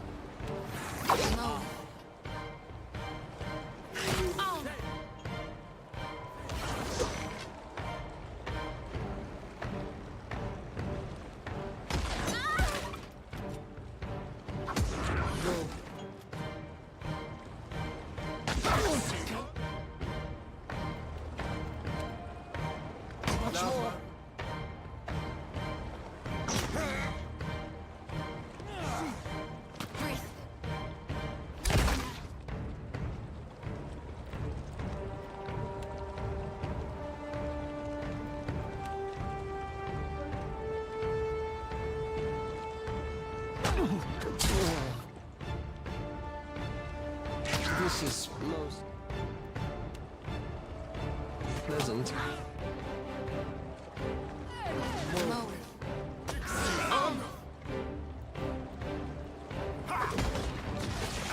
Bad orders.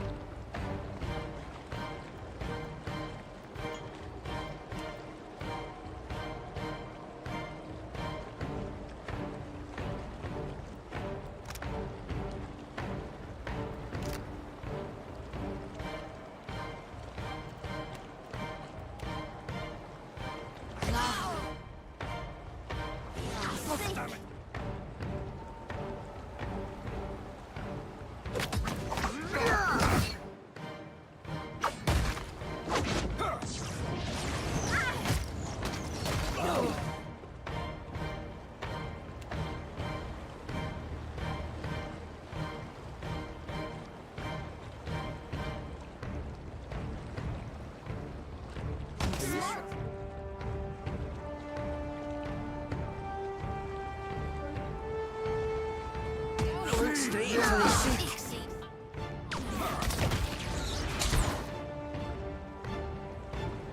Take him down.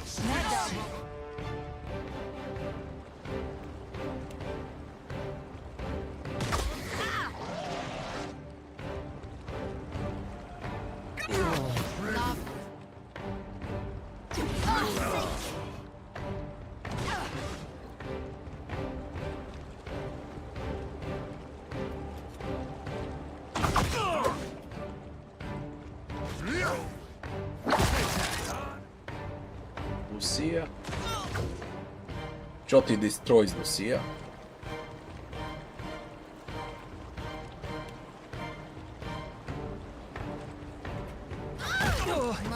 Mr. Right, I went straight to the seat.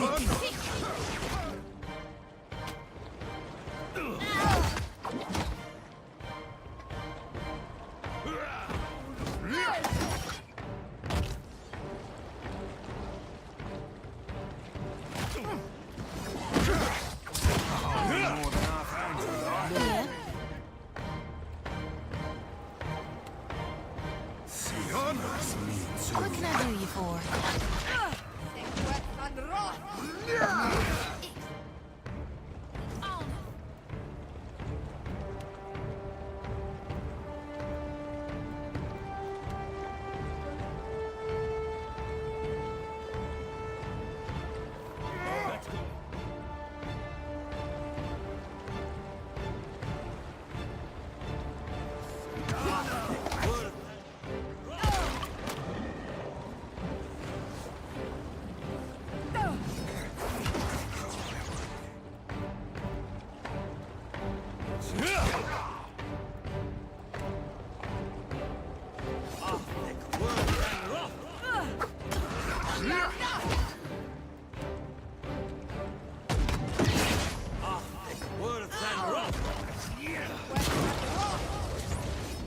Beautiful. Of course. Very easy fight. I mean, now everything feels easy when you compare to Mega Bosses. Because I've been playing Mega Bosses for the last 2 streams. We got a floating Hangman.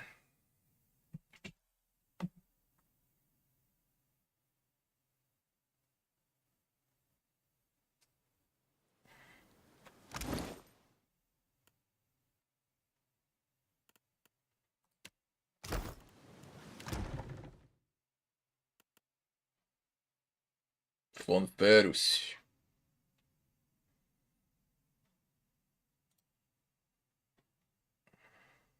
Where's my ship? Ew.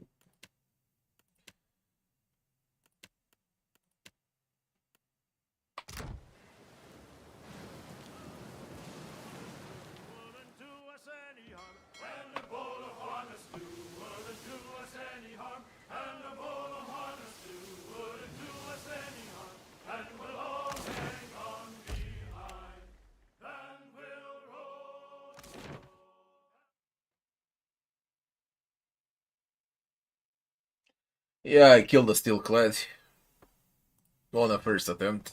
It was the easiest boss for me in the game. Not of all Mega Bosses. I'll happily lend you my ear. And I knew you were the only captain who could take it. You are more than worthy of your chair on the council. The Principe are ready to sail for Ukaizo. Me and my fleet will reconvene with you outside Andra's Mortar. How may I? Of course. Andra's Mortar, no? I'll happily lend you my ear.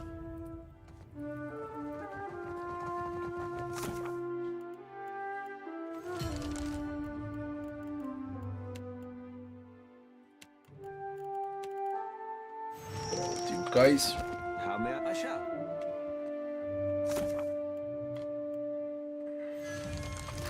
How may I help? How may? Oh.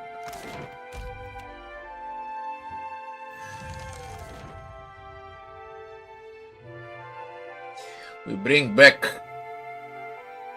the blade to the undead guy in the Kitak. What can I do for you? Because I promised. Figured that. You're right, though. What do you want?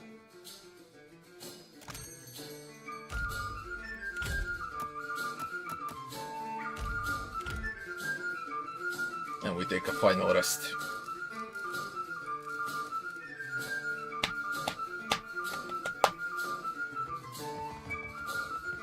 So, what can I do? What do you want?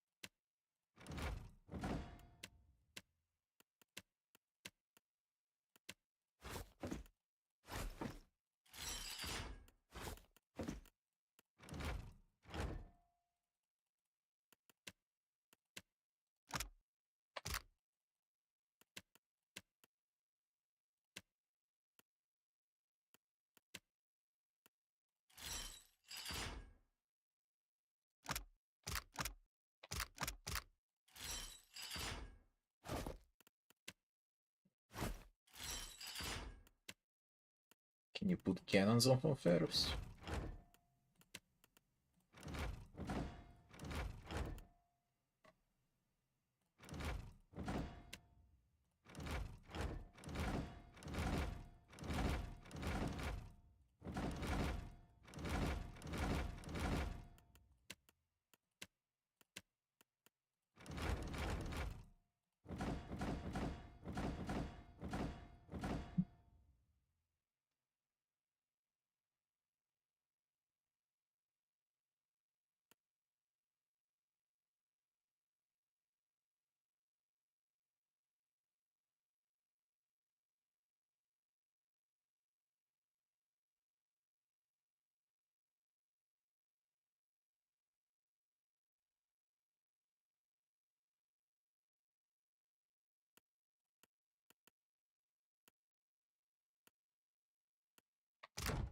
Explain to me.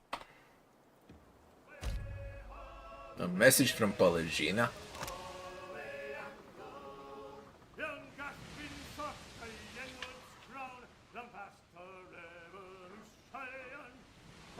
She's not gonna return.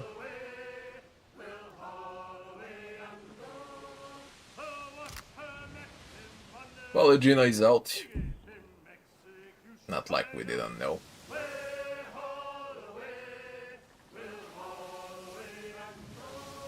That's a first fucking ship.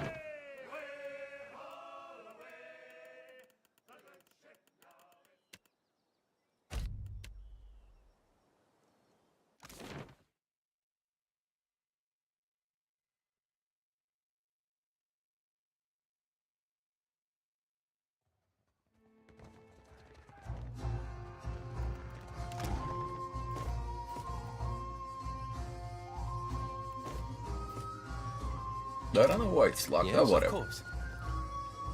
Not like I'm gonna need it. I guess there won't be any more ship combat.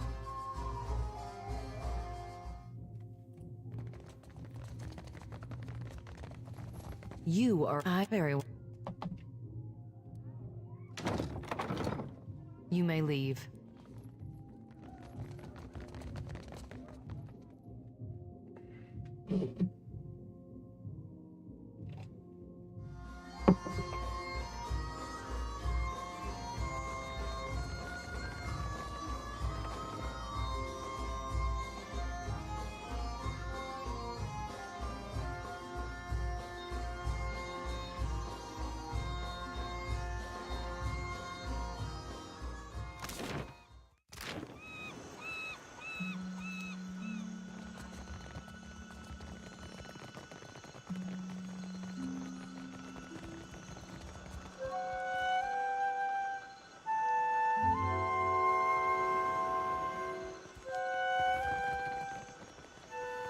That's weird.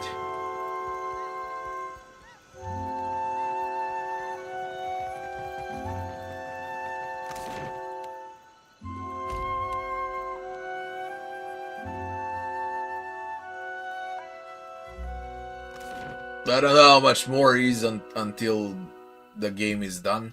I forgot.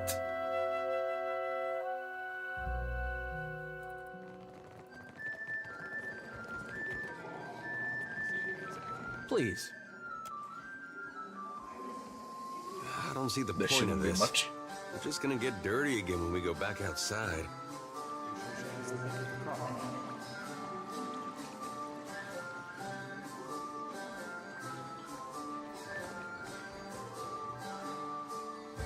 Well, to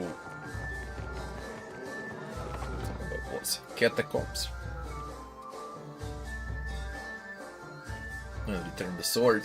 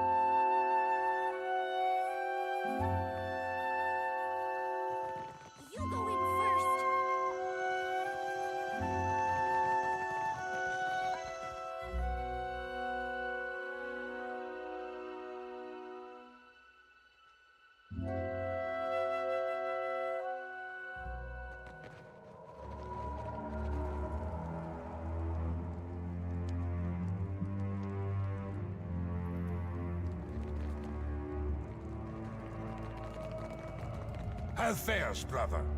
Return the sacred charge. Takes a brave soul to relinquish such a rare and deadly weapon. I'm ready to resume warding it then, if you're ready to relinquish it. You know, Cap, and this be just a thought, but you could always not be doing that. It's a good sword and all, but maybe it's best not to owe Bareth any more favors. I'm inclined to go with Adair's advice. I warn ye. Don't think you can keep both the weapon and your life. Not forever. Bareth be thanked. How fares, bruv? How may I help? How? Of course.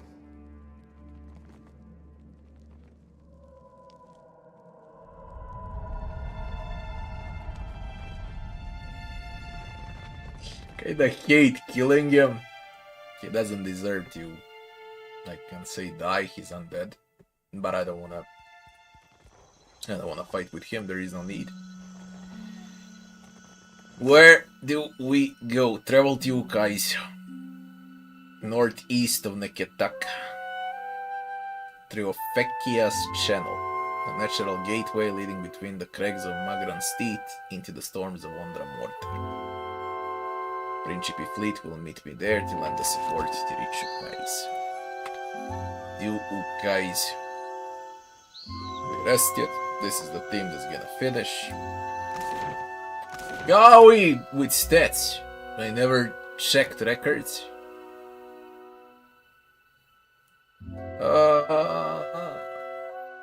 8 days in combat. Damn.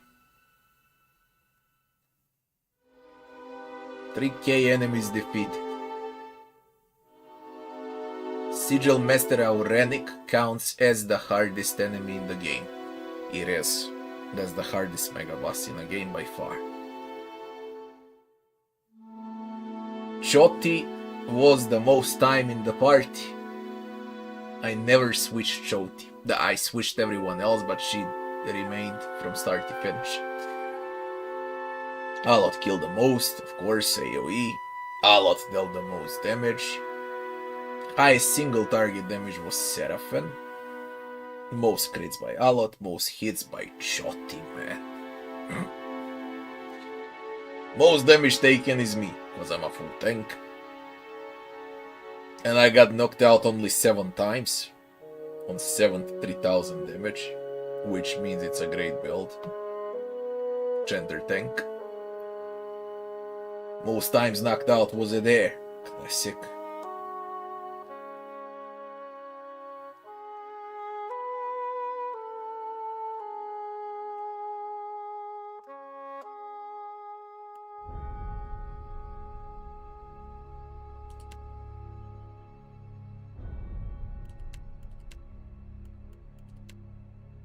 Even Adair dealt more damage than me. But then again, less damage taken. Alot went nuts, as always. Choti surprised me. 30,000 hits. Compared to Alot 13k. 30k hits from Choti.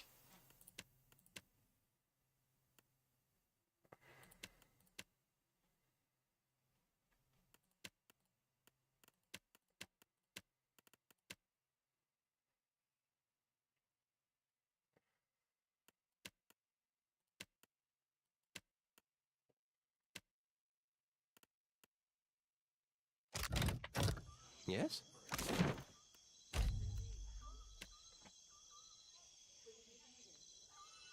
Ukaizo.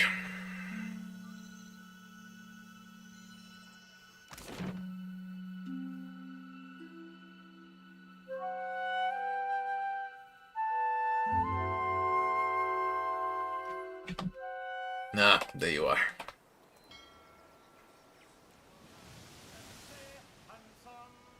Now when it speeds up.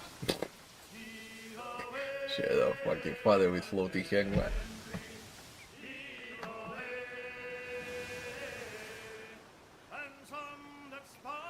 We did everything on a map. We've been absolutely everywhere.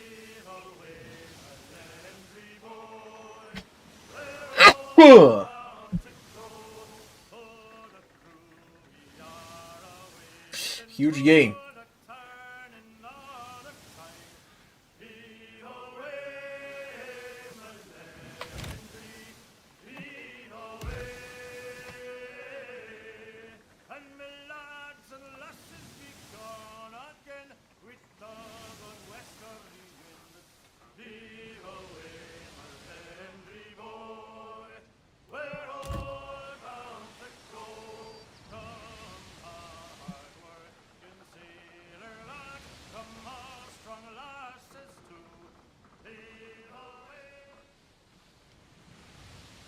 Let's just take a piss. Be right back.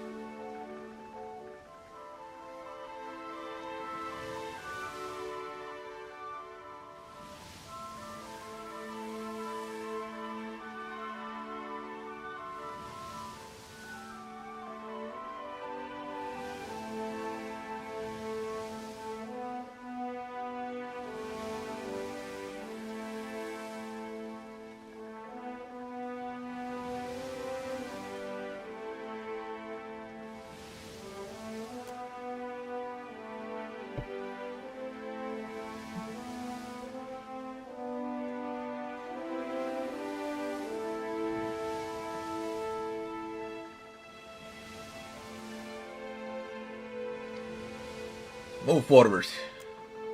Through the storm. Ondra's mortar.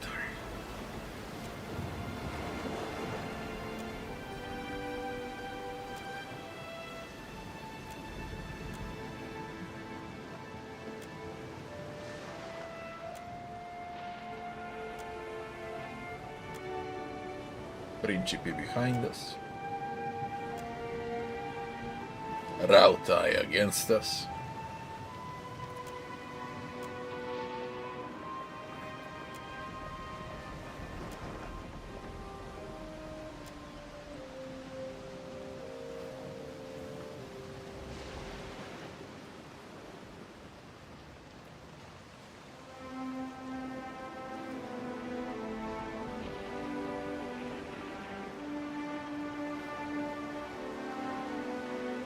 We're gonna join the fray.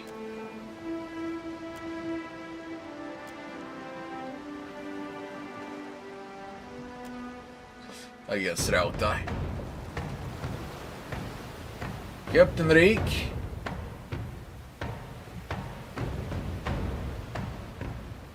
I'm not with my ship, but with floating Hangman.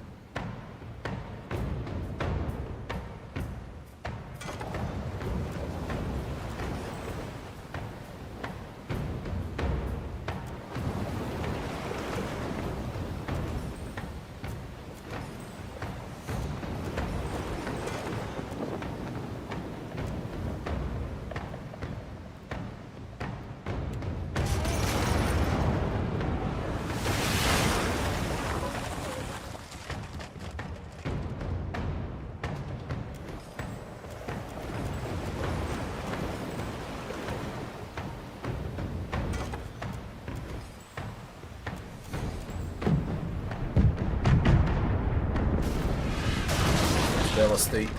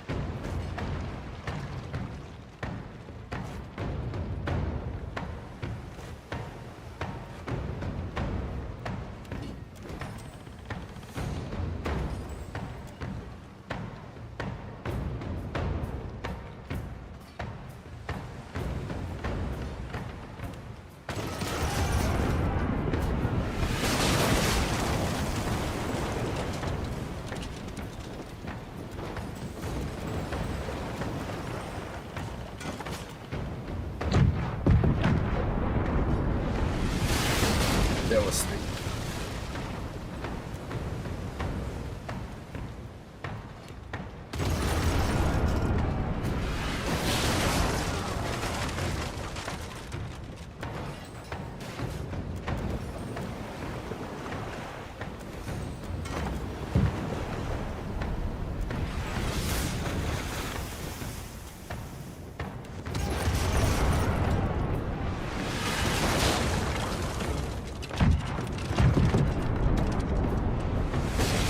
They're easily gonna sink me, man.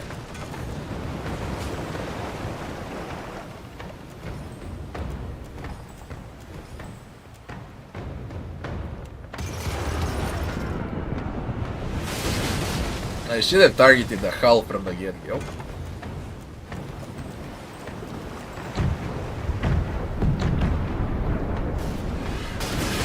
Should have targeted the fucking hull. Don't know what I'm doing. Wanted to target the crew, take out the cannoneers. It's just a big ship. I don't have a big ship. This is floating Hangman.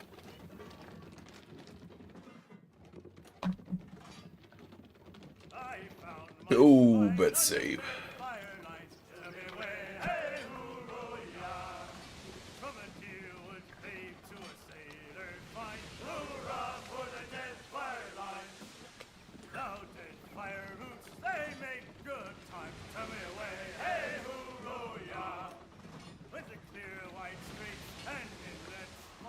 Hurrah for the Deadfire lines! Oh, they're the lines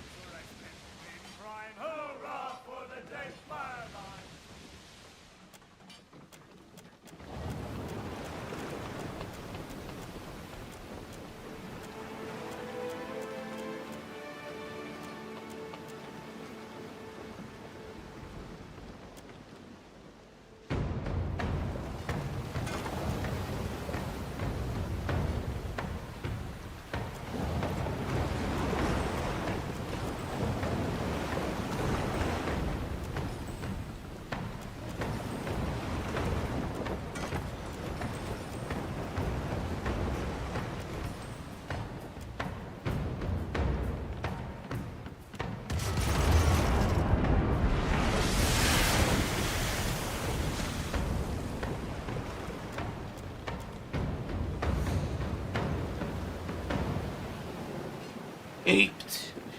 They escaped the fight.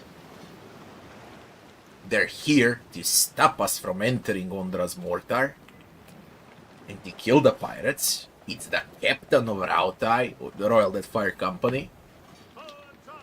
And they escaped the fight. They turned their backs and they escaped the fight.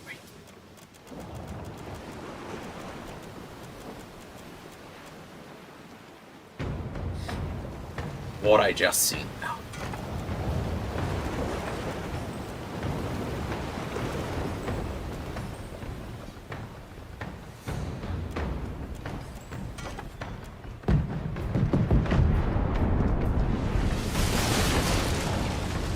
Some broken shit.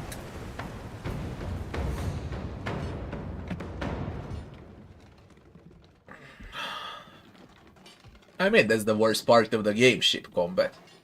They wanted to invent something new, it's basically crap.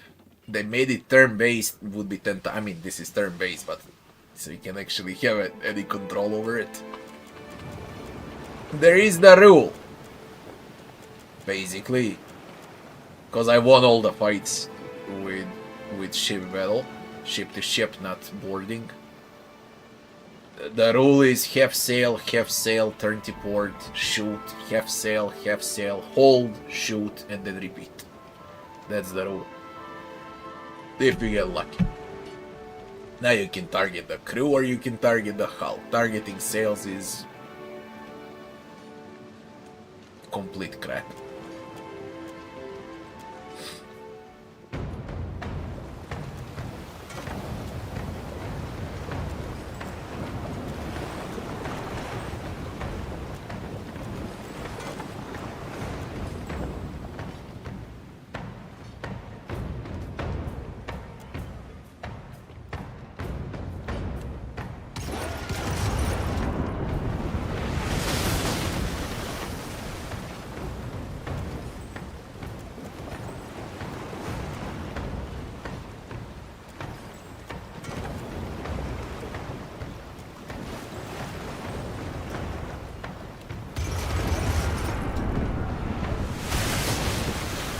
Missing on 90%, by the way.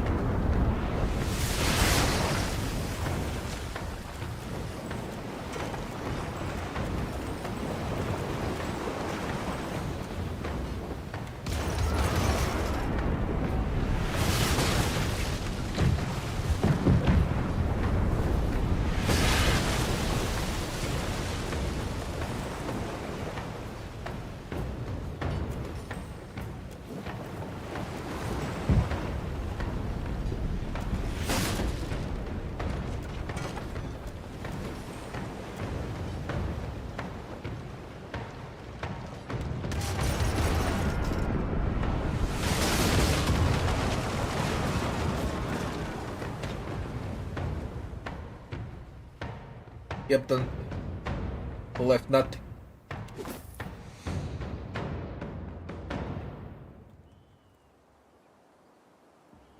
When I was a little boy, oh, my mother told me, way haul away, we'll haul away and go. And if I did not kiss the girls, my lips would all grow moldy. Way haul away, we'll haul away and go. Tommy, way haul away, the good ship now is rolling. Way haul away, we'll haul away and go. Old Gaffin held the Yenwoods crown before the revolution. Way haul away, we'll haul I guess there's nothing, there is no point.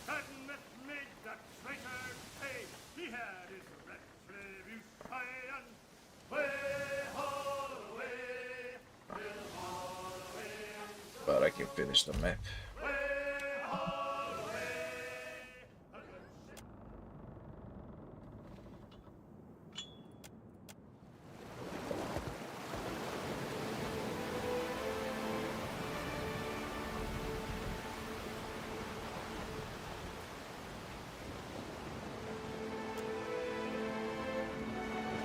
This is like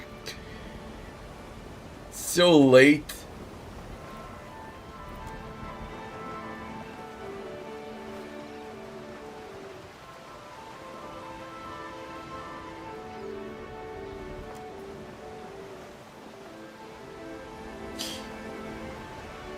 Why do you troll me, you fucking game?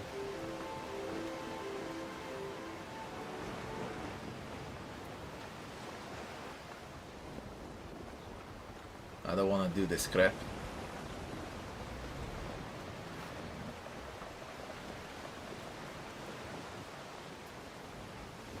I guess there's nothing. We need to go straight for Ukaizo.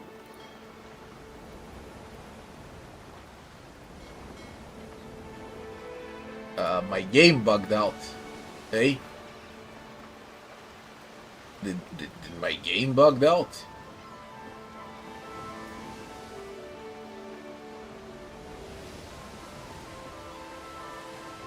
My game actually bugged out.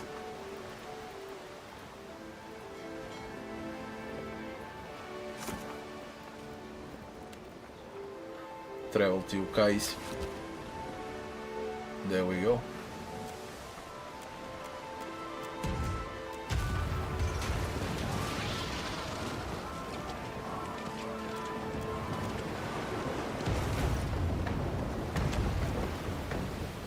Gundruk. I'm damaged, damn it.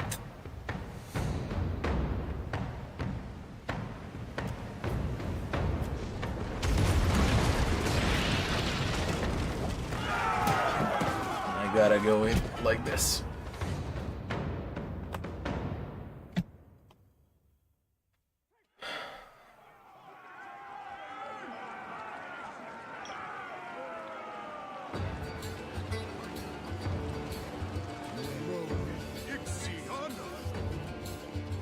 Ogres. I like Pomperos, it looks great.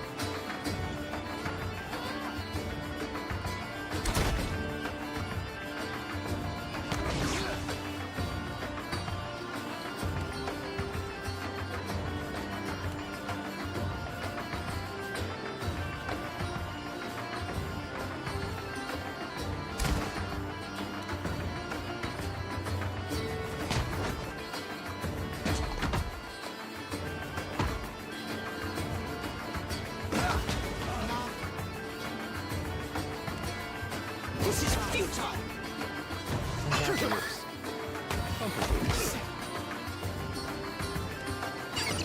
Let's go!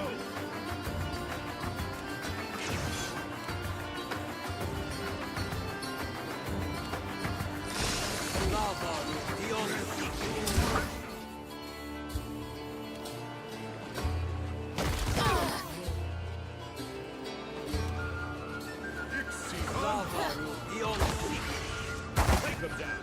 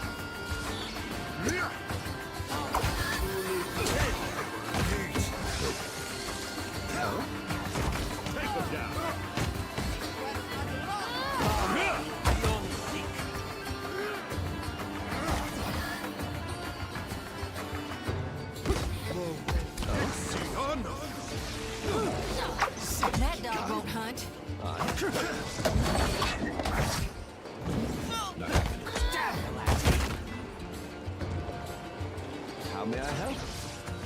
Yes?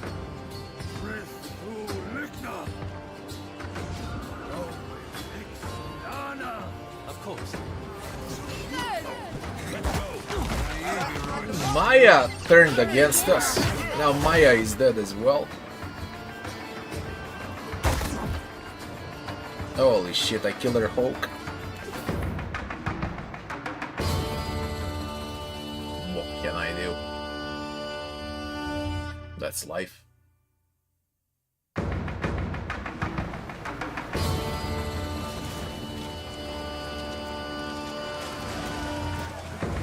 Boarded again. Gotta reach you guys.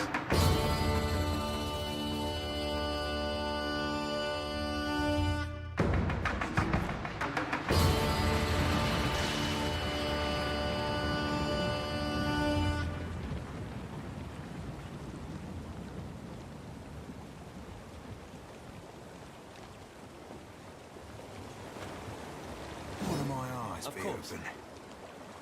Right.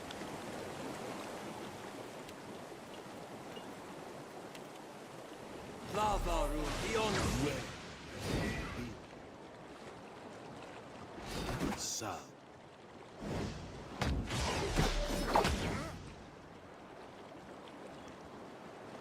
And these are principi. Yeah.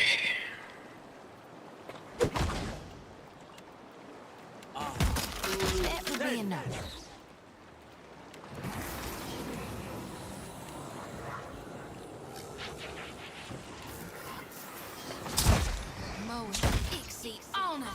Captain. Aye.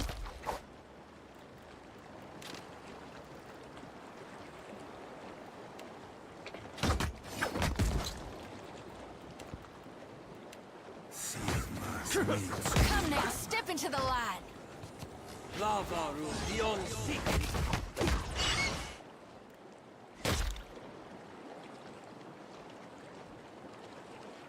Uh-huh. Mode X.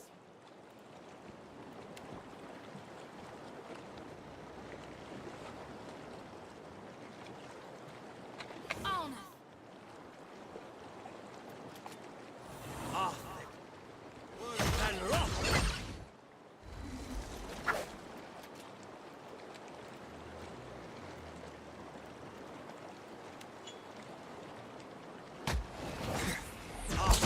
Worse than rock.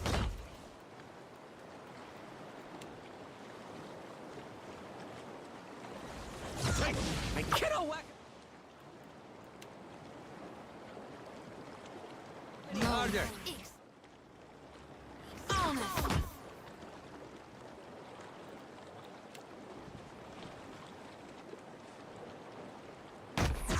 Ah, worse than rock.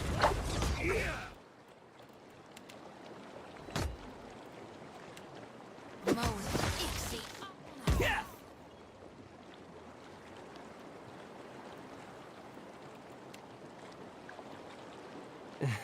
Not exactly my area of expertise.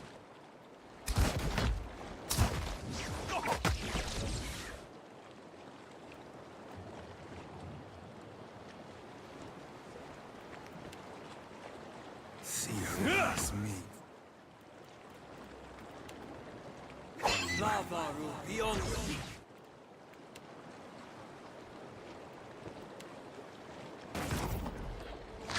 This is futile! Yeah.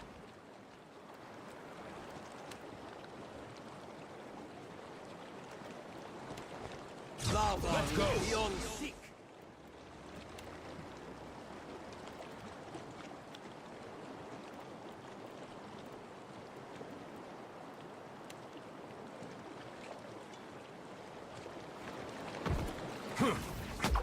Lava room beyond seek. Now you be right screwed. Beyond seek. What can I do you? Mode X. Oh? On.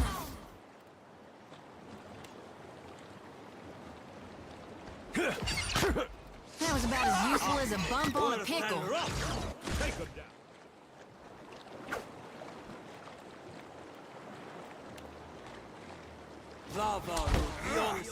Say your prayers.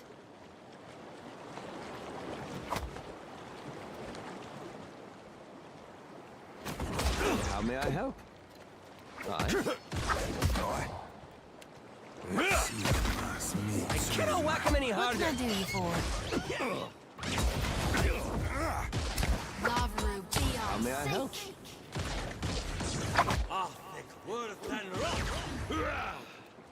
How may I help? These uns are in for a walloping.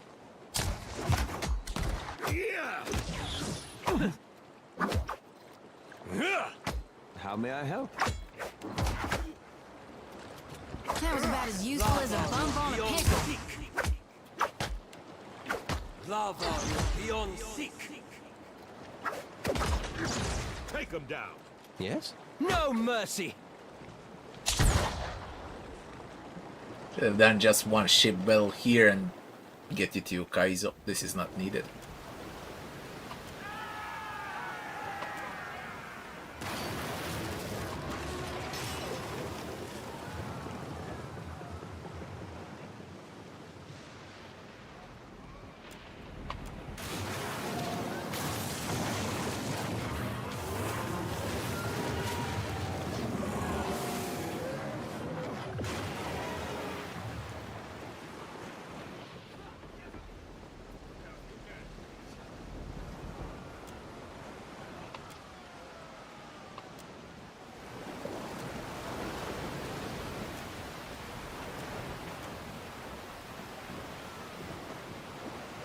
Guys, gold, greed, and guts.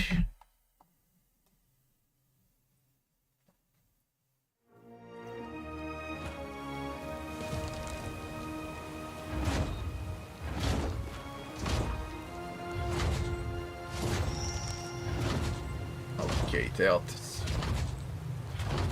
Am I close to the end? I think I am, eh?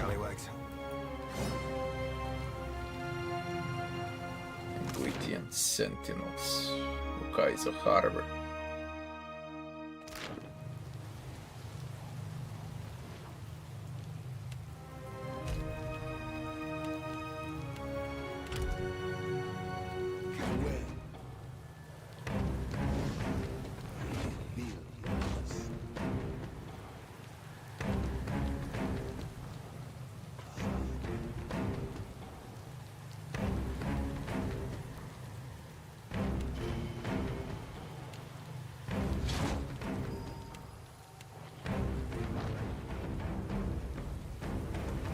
Chaotic core.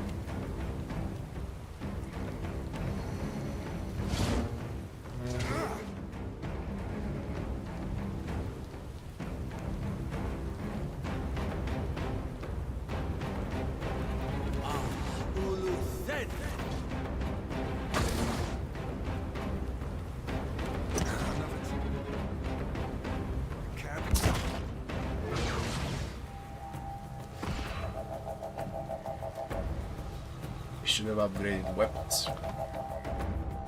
I forgot I can put 2 more weapons to be mythic. Just figure it out now. Or armor. Whatever.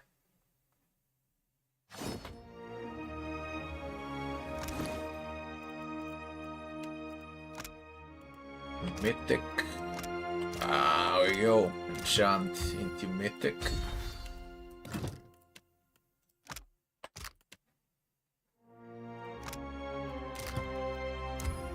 And shield deflection.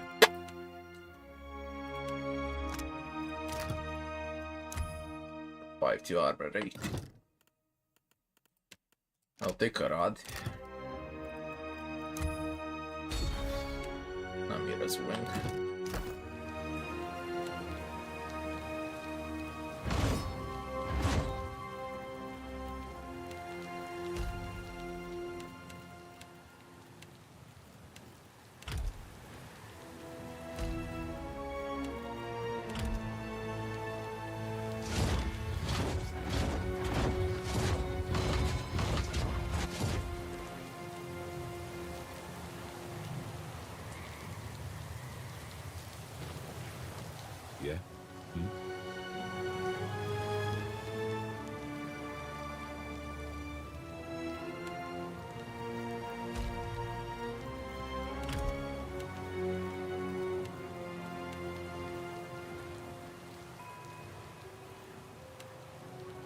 Arctic worth and rock.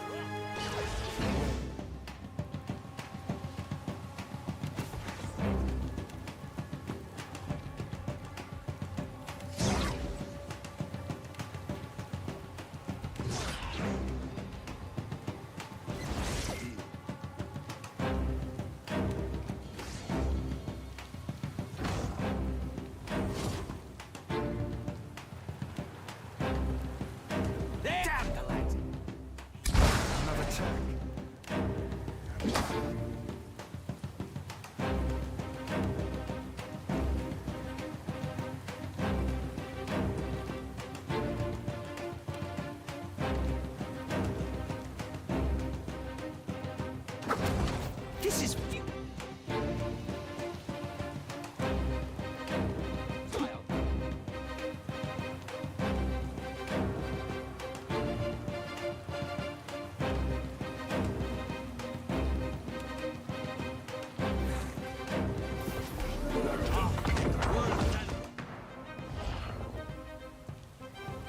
Let's go.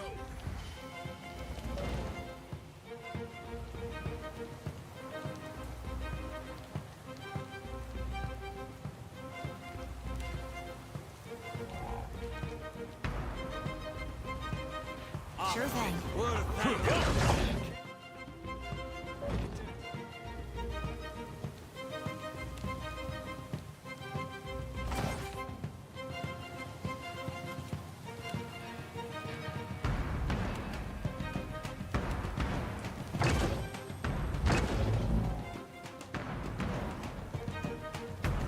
That's it!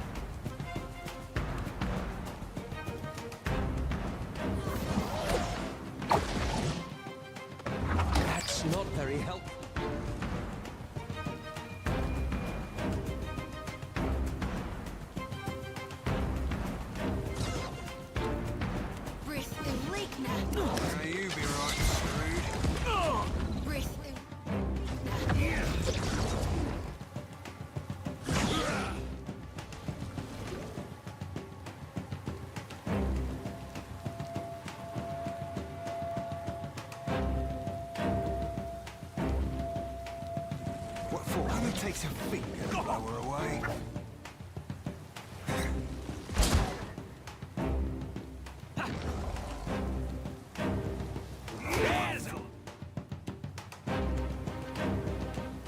Forget it. Futile. Take them down.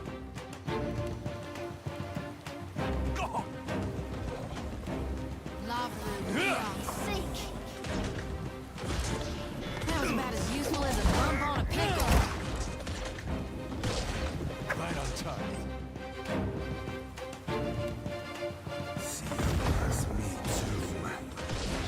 These uns are in for a walloping. Let's go. Hit me again and I'll hit you back. Can't make a dent. Yeah.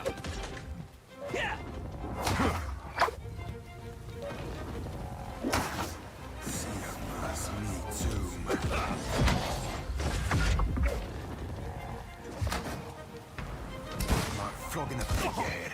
Futile. Yeah. Blessings be upon you.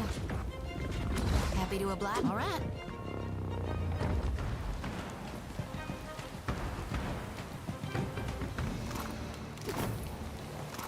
I don't even know why the need for loot when it's the end.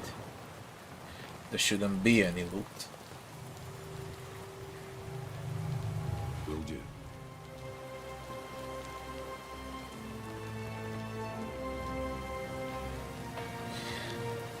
Last resting bonus. Whatever. Grand Promenade.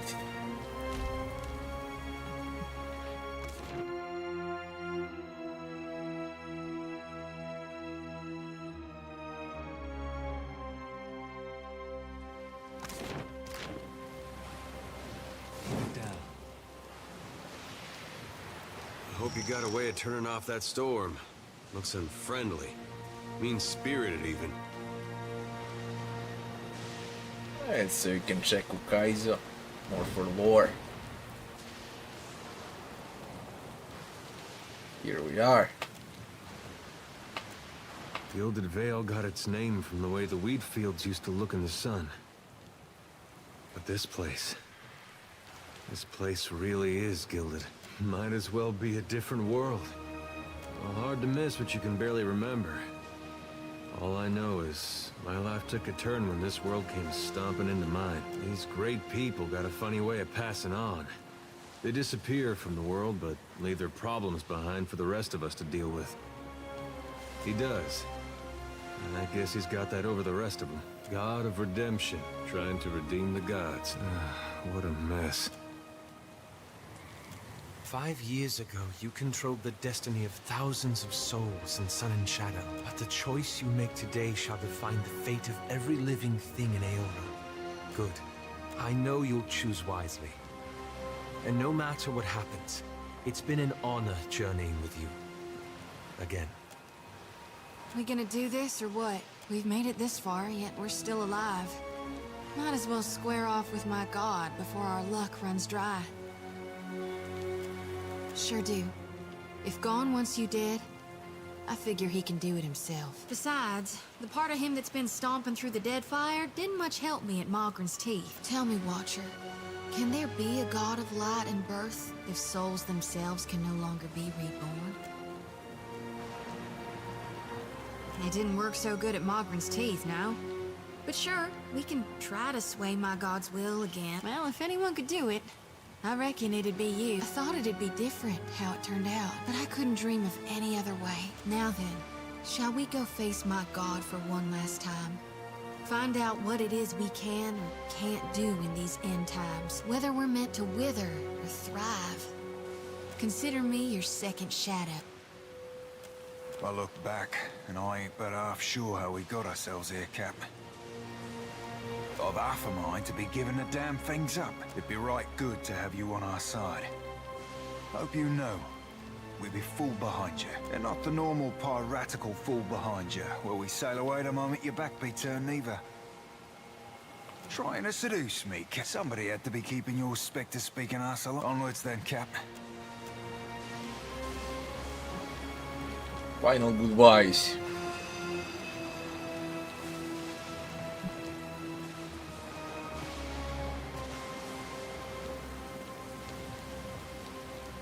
What a mess.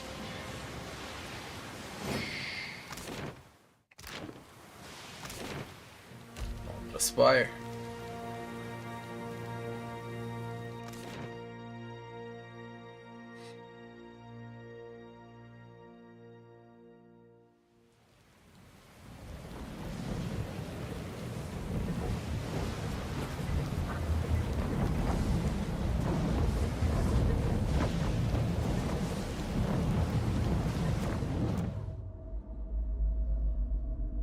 Echo should find this interesting.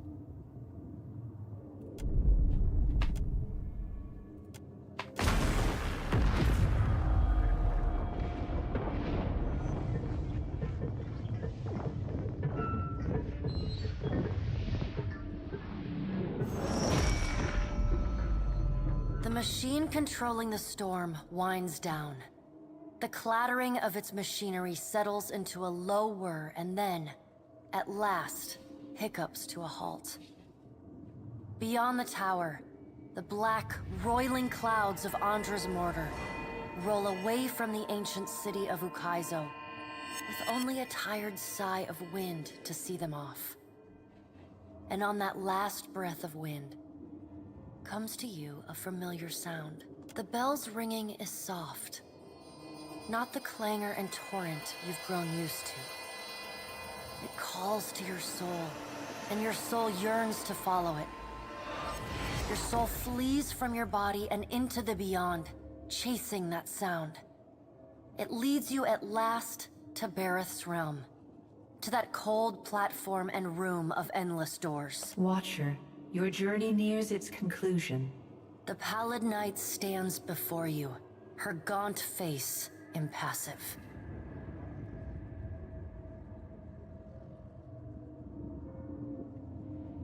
That will depend on the will of Kith, whose desires are ever in flux. Soon you will confront Aethys for what will likely be the final time, and you will do so as the Herald of Bareth, the only creature on the face of Eora to whom he will listen. Remember that. The pallid night inclines her head to you, black hair hanging lank in her face. She steps back and cedes the floor to Helia with a small, resigned sigh. If Aethys truly intends to go through with his mad plan to destroy the wheel, a generation's worth of souls will be trapped in the in-between. So many would suffer. How can Aethys be so cruel? He cannot just abandon them. Aethys must help the Kith find a quick solution. Abaddon strides forward. Aethys thrust this crisis on the Kith. They did not bring it upon themselves. Their only mistake was entrusting us to watch over them. Who will help them rebuild their world now? Aethys will reveal every secret of the gods. Will Kith be able to change the established order if they have no wonder to inspire them? Aethys must help them resolve this quickly, lest every one of Eora's few remaining mysteries be laid plain.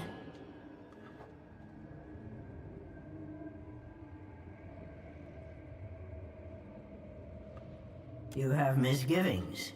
Good. You should be wary of any help Aethys might offer you. With the wheel destroyed, Kith will tear themselves apart. It is the gods' duty to prevent that happening, lest they doom us all. And as Kith must be ruled, so too must the gods. I say that if Aethys is so eager to throw down the mantle of power and step aside, I shall take my rightful place as Queen of the Gods again. Kith are strongest when they follow our lead, and we are strongest when we lead in turn. United in purpose with the gods, Kith can accomplish things that without us, they could never have even begun. They must be shown their boundaries to surpass them. Kith will not solve Aethys' puzzle on their own. And without an established order to fight against, the bonds that bind them dissolve, and they fight amongst themselves.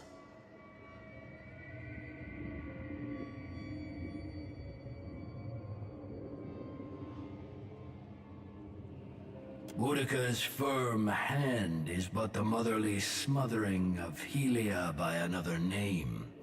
Mortals should have no special advantages. Only once Kith have striven to improve themselves through trial will they truly know their measure. Kith must suffer to find their strength if they are to survive the world into which Eothas drags them. Our intervention in your struggle would be a cruelty and counter to our purpose. He lets his words hang in the air for a moment. Gaze, level with your own. Indeed. Kith must discover for themselves what it is they are worth, and of what it is they are capable. What we do for them, they do not learn for themselves. Trial breeds ingenuity. If our work of generations was not in vain, Kith will succeed in spite of Eothas' actions. I have faith in Kith's ability to meet Eothas' challenge. Do not mistake my words for indifference, Watcher. They are born from a fierce belief in your potential, not a refutation of it.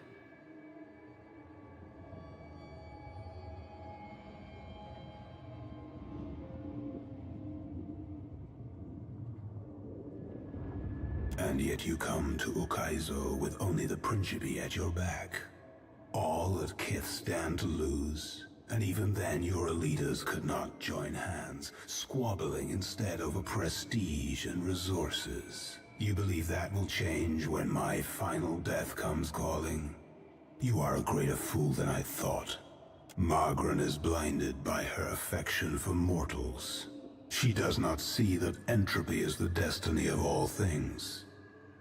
If Eothas were wise, he would destroy everything. End life, end reincarnation, end death. Kith have had their chance. It is time to let silence reign. As Rimmergon's words fade, the Pallid Knight returns. She no longer towers over you, a giant even among the gods, but meets you at your height. She lets the arms crossed over her chest fall to her sides. She speaks to you openly, plainly, an expression almost like tenderness. Well, Watcher, you know where we stand. What do you believe?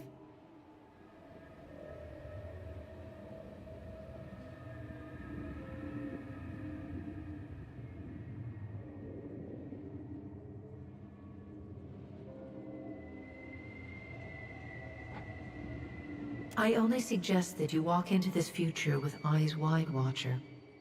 The mantle of responsibility is a heavy one, broad though Kith's shoulders may be. Now the time has come for us to part, Watcher. I laid upon you a difficult duty, and I know you desire to be free of it. You will be in time, but not now. You have work to do yet. Remember, you alone may sway Eothas now. When you stand before him, choose your words carefully. The gods depart one by one in brooding silence. A solitary figure remains perfectly still until the last of her colleagues Fucking is out of Boudica. earshot. Boudica peers down at you. Bareth is a fool if she thinks I'll let her enjoy the last word. You were trusted with a heavy responsibility, Watcher. Speaking for mortals, and representing their interests in the future to come. Get the fuck out. Impudent whelp. Seek your counsel from Eothas, then. No doubt he will fill your head with idealistic conjecture. The rest of us will be sharpening our blades, preparing for the future he lays out for us. You keep falling asleep on me, I'm gonna have to start walking behind you with a pillow. Oh, by the way, the storm's gone. Also, I think Eothas has ended the world. It seems we're all still here. Gods and darnation. My head. In here with me thinking we were right and proper dead this time. We ain't dead, right?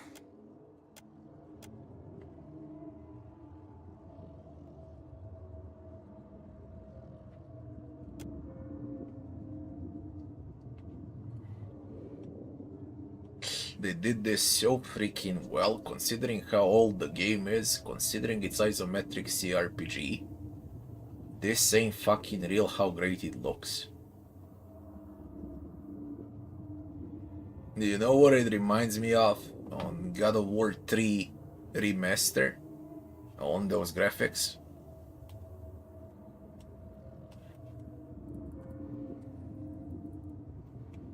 Amazing. Really amazing.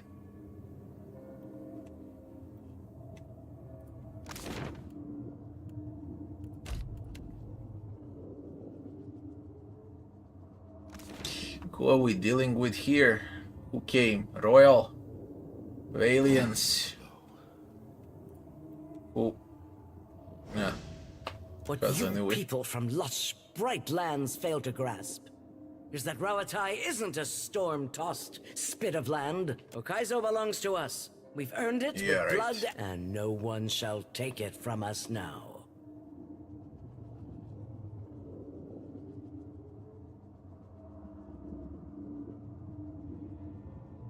I can't stop him. Neither can you. But I can give my country a chance at weathering what comes next. Rauataians! Okay, idiots.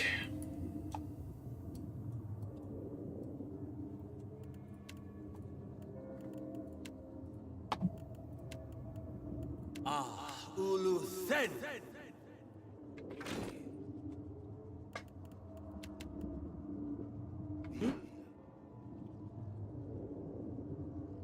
Weather mages.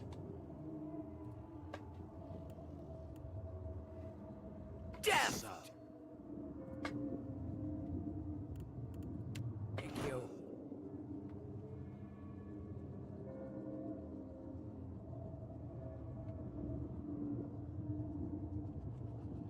Sound bug. Okay, I'll restart the game after the fight.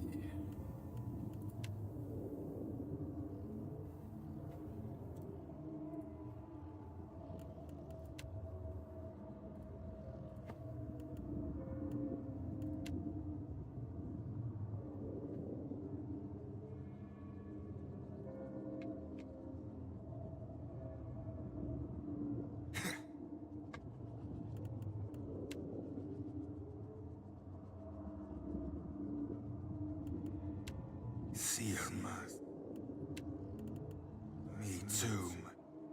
Moeth. As Honor.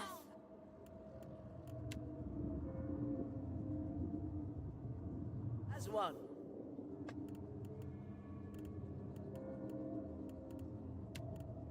As No one. good.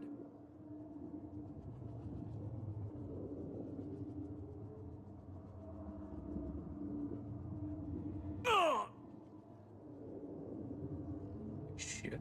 I should have backpedaled here. It ain't easy.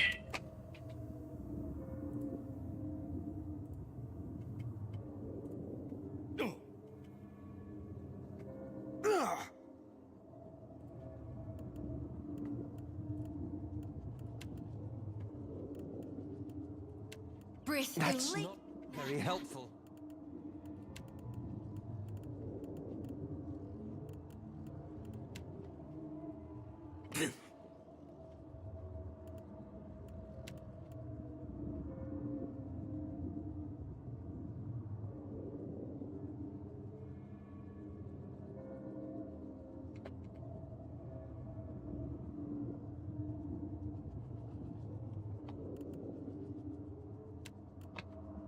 This is futile.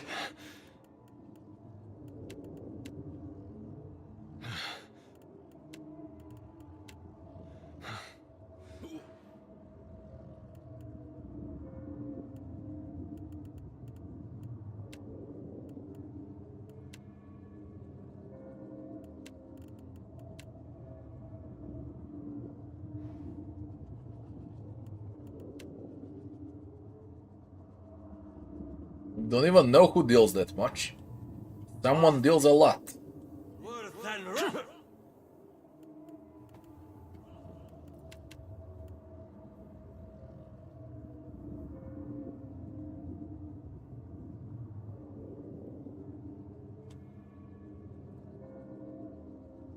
Moweth. Ixie on.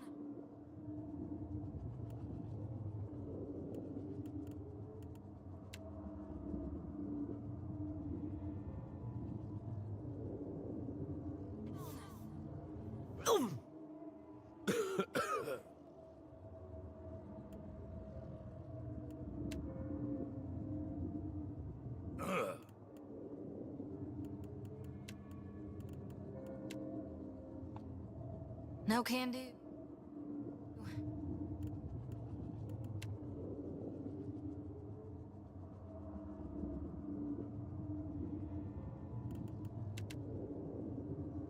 This thing isn't doing the job. Curses. All right.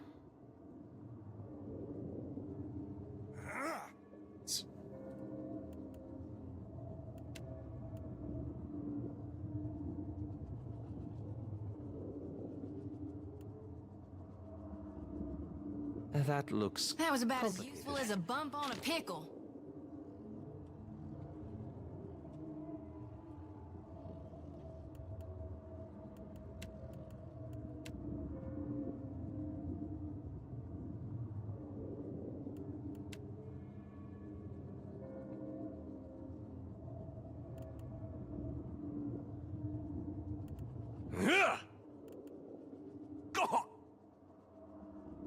That's not very helpful.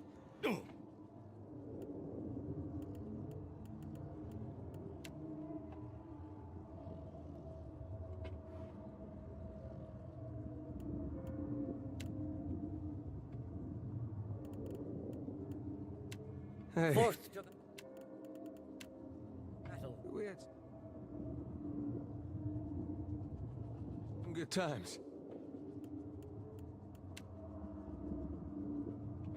Curses!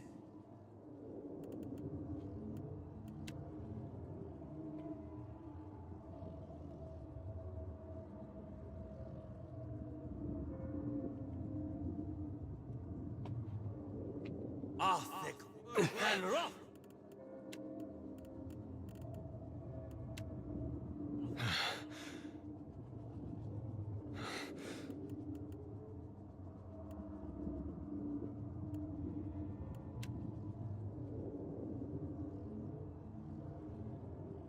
Death! Love.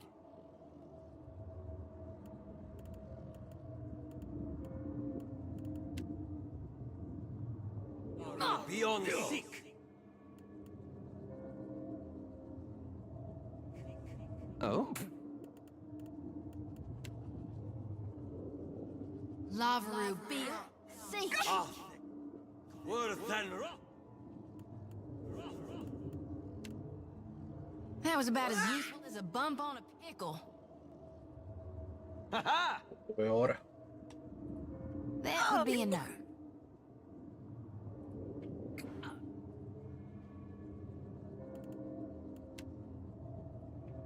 Moweth. Ixie on us.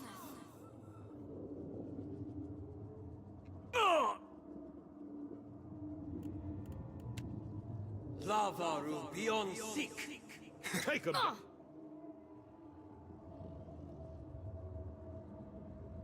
I cannot whack him any harder. What can I do you for? Happy to oblige. Ho! The sound bug is extremely irritating. What can I do you for? Yeah. That was about as useful as a bump on a pickle. Yes, Rough indeed. fight.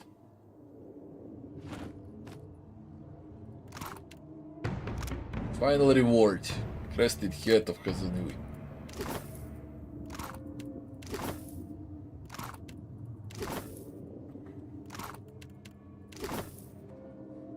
Quickly start.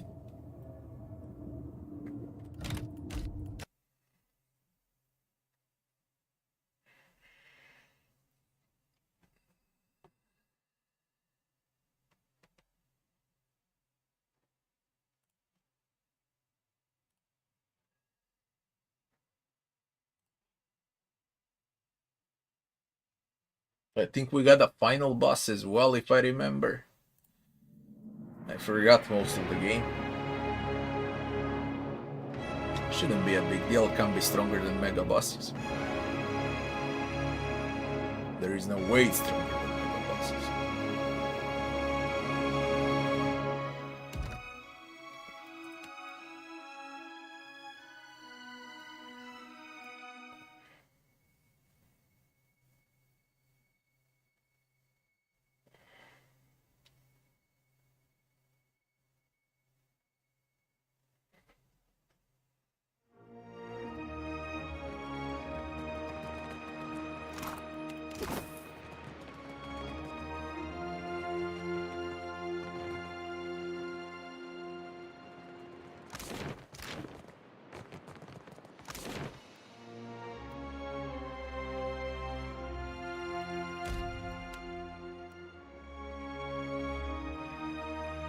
You descend into the ancient winding streets of Ukaizo. Battered by storms for thousands of years, the ruins bear the marks of their role as the lone witnesses of the god's great secret at the center of the city. The houses and boulevards are pierced by great spears of luminous Audra. There are no ashen bodies, no birds, no sign or sound of any life. But with every step, the rhythmic pounding in the distance draws nearer. Soon, you can feel the vibration traveling up your spine. As you approach the center of the city, the weathered architecture gives way to more luminous Audra, piercing the ruins, eventually overtaking them entirely. Cresting the top of a fallen tower, you finally get a clear view of Aethys. He stands, legs astride, next to a great stone monument ringed with 11 cavernous alcoves. All but 3 hold a gargantuan skeleton, bones scrubbed clean by the city's storms. An immense Anguithan machine floats above the monument, suspended by invisible energy emanating from a well of light beneath it. Great brass rings spin around a core of metal and Audra at the machine's center. Periodically, Aethys's massive arms swing back. The movement alone is enough to draw great gusts of wind toward him. When they come down on the machine, the impacts are accompanied by eruptions of electricity, fire, and smoke. The hundreds of luminous Audra pillars across Ukaizo sympathetically dim in a rippling wave that spreads out from the machine. The only safe route to the god is a steep ascent along a monstrous pillar of luminous Audra. Intertwined with fragments of Ukaizo's ruins that it has carried through the centuries, the pillar bends in a long arc, towering above the machine. The pillar levels out near Aethys's head, a silent observer to the destruction of the machine it has grown beside over thousands of years. You weave your way along a treacherous rain-slicked path up the pillar's skyward side. As you arrive at the top, you catch Aethys's attention. Fist pulled back, he pauses to observe you. With the same gentleness he showed at Ashen Maw, he lowers his arm. There is no boss fight. Is this for real? Shouldn't there be a boss fight? The Guardian of Ukaizo. What happened with the Guardian of Ukaizo? I'm quite sure there should be Guardian of Ukaizo. How come I didn't get a final boss here?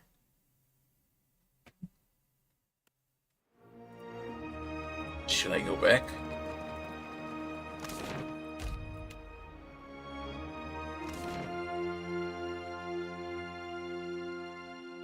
There were 2 of those Anguithians, but no Guardian.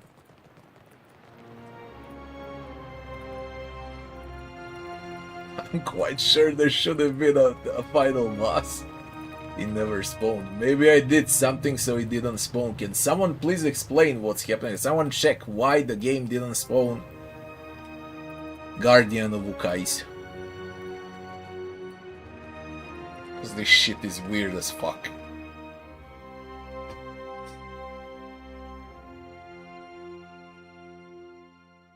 Yeah. Yeah. I said Sea Dragon free. So it's his doing. Well, that sucks. But whatever. It can be harder than mega bosses, yeah. I think it's more trivial, the final boss. You descend into the ancient winding as you enter the...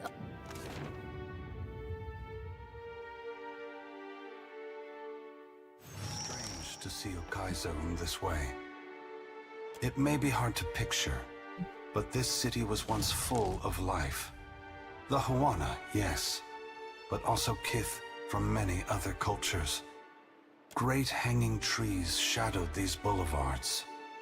Gardens sprawled across the open rooftops. Each spring, a festival procession would wind its way from the hillside into this valley. The celebrants would pass through a steep walk among the stalls of foreign merchants, flowers falling upon them from all sides. All people of all nations, together in a celebration of new life. Such was the power and beauty of lost Ukaizo.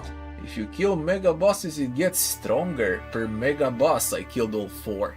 Hey! If I knew, I would never talk with a dragon. I would just fight. Whatever. This isn't right. You can't put this burden on us. You can't make the gods' problems our responsibility to fix. How can you have faith that what you're doing is good? You know how many people are going to suffer because of this. No matter how you spin this, you can't set it straight. Adair, I wish I could explain it to you. It breaks my heart that I cannot. But no matter how much you curse me, do not despair. The souls of this world will need people like you. Lights burning brightly in the darkness to come. Gone, please, I'm begging you. What do I do following this? How am I to best serve those still living? To improve our future chances of survival? The Deadfire and the Eastern Reach are full of animancers. Women and men with brilliant minds who can solve this great problem. They will also need people with brilliant souls, like you, Shodi. People who can tend to the spiritual needs of the world in a time of fear and desperation. Remember, the flame you bear is not only light, but warmth. Provide comfort to all who need it. I ain't never chatted up a god before. Feel like I should be asking something profound and philosophical. And yet, thing I'll be wanting to know, what be stopping the other gods from coming down and just setting this shit back straight? And then you breaking it again. This be our new tides then, all up and down, over and over, till the sea drowns us all? A wise question, Seraphim. Have no doubt, some of the gods are already trying to figure out a way to fix this on their own. It is not beyond their capabilities. After all, we made these machines with the Huana many years ago. But it is not something they can do easily. Not without mortal assistance. It will be for mortals to decide if they should receive it. What right do you have to do this? Destroy the wheel and leave us with nothing? Without even knowing what will come next? Aloth, we are all gods and mortals, responsible for our own actions. But inaction carries its own moral responsibility. It is a burden I have carried for far too long. One must always do as their conscience dictates, even if that means abdicating a position of power. But what of you, Watcher? Why have you followed me? Have you come to bear witness to the breaking of the wheel?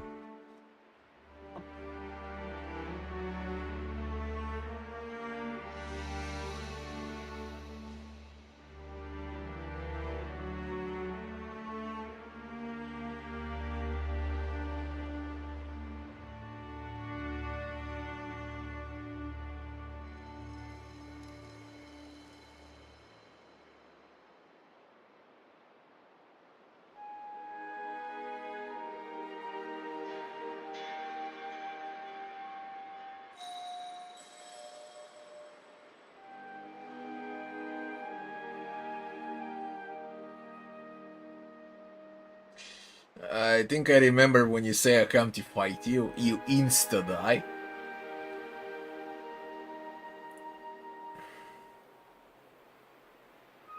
Mortals are already inspired. It is what has pushed them on for hundreds of generations to reach this point in time. Animancy is poised to go far beyond what we Ingwithans ever discovered. Why does Helia think I should lend more power to mortals?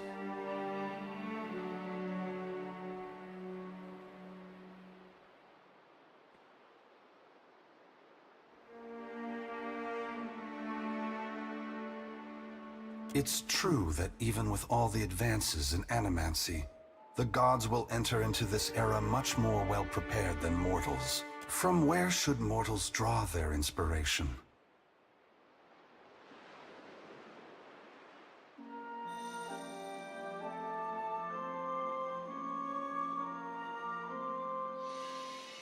Very well, Watcher. I will ensure that mortals are inspired by my passing, that my power not be expended in vain. Indulge me in a moment's curiosity. There is something I wish to know about Eora, about Kith, that I can only learn through your eyes.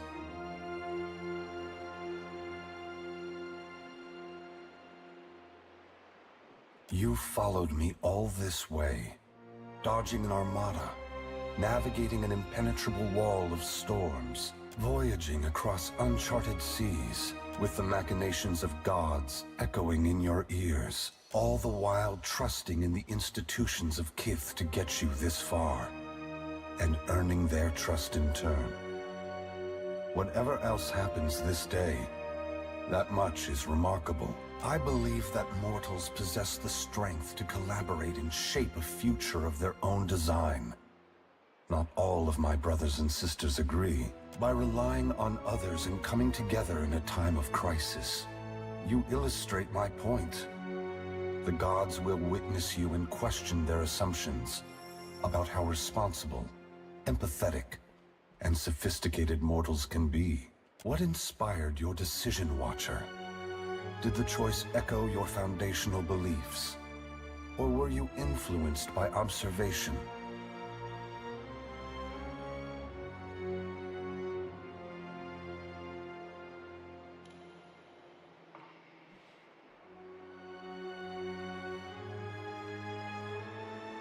Boudica has been especially active since the downfall of her favorite operative. Have you ever considered that she is mentoring his replacement? His gaze lingers on Alot.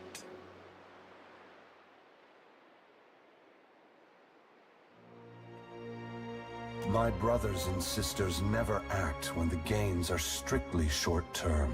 If Boudica's shadow has fallen upon you, that can only mean she recognizes your potential to further her ambition. I thank you for your perspective.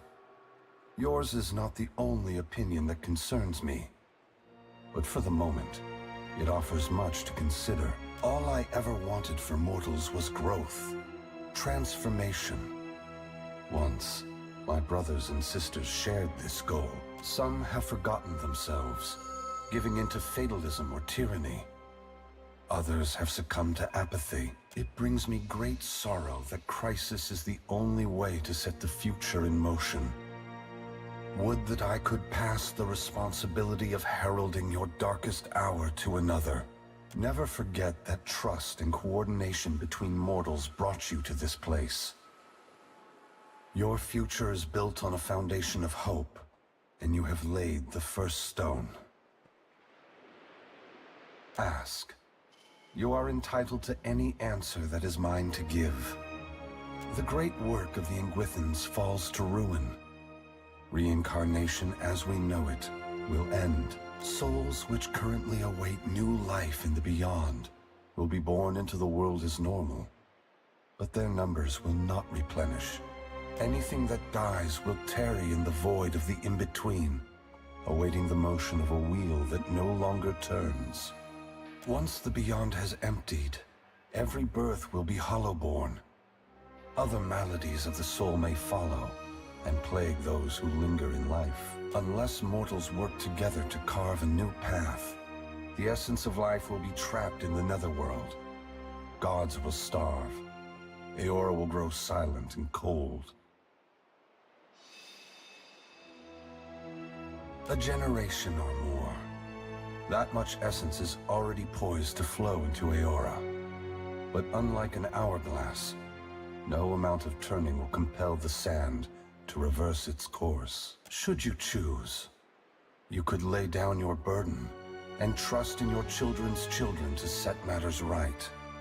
That depends entirely on you. By your reckoning, there are still good years to come. By ours, time is short.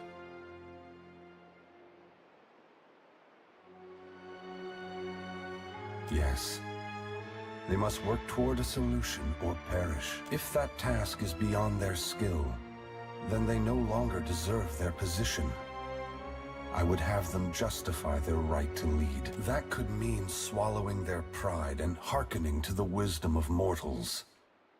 Some, I expect, will perform better than others.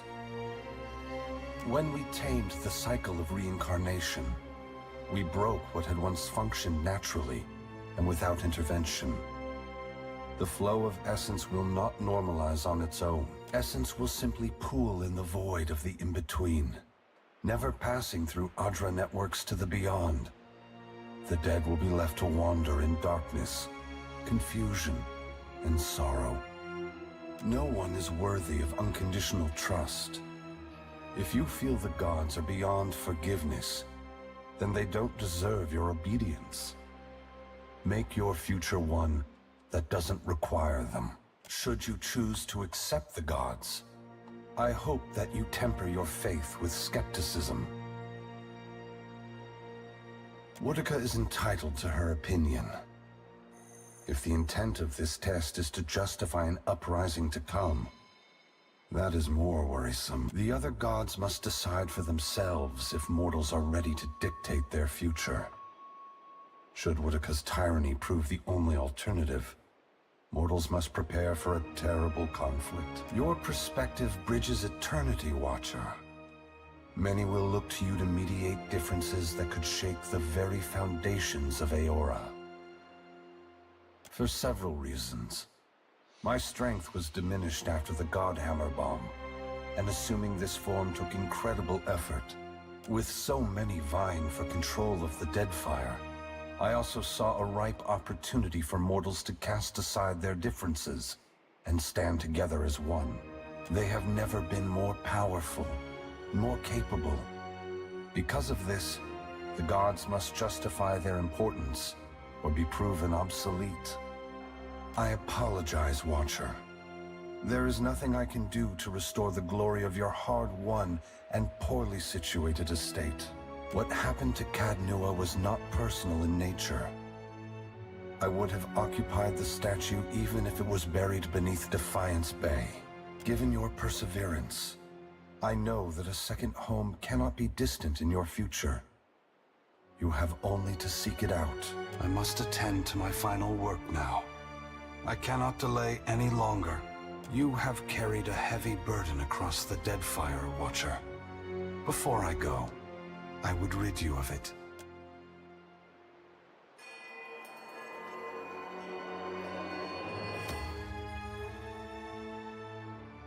I'm no longer under Berat's influence. You are free now. As free as any of us can be. Many will come to you for help in the years ahead. Animancers, priests, even the gods themselves. I have great hope for you. But always remember that your future is for you to decide. Use your freedom well. Aethys squares himself to the machine. As you move to a safe distance, he draws his fist back and resumes his assault. The blows rain down with increased fervor, but the machine perseveres in spite of his efforts. Spreading his arms wide, Aethys draws power from the luminous Adra clustered around the valley. The energy courses through his body, limbs overflowing with intense light and waves of heat. He returns to his task, each strike bringing with it the sound of cracking stone and twisting metal, the flickering of luminous Adra across Ukaizo. As the ancient machine finally begins to succumb to his strength, so too does Aethys's body, built to withstand the passage of thousands of years. The great Adra statue has finally been pushed beyond its limits. Cracks appear along the hands, then race up the arms. Aethys does not slow his assault, but continues unabated. Its brass rings twisted. The machine spins erratically but withstands the relentless barrage. Aethys stands astride it and pummels the base of the machine. Soul energy begins to flare out from the machine's heart, warping the air with the intense heat.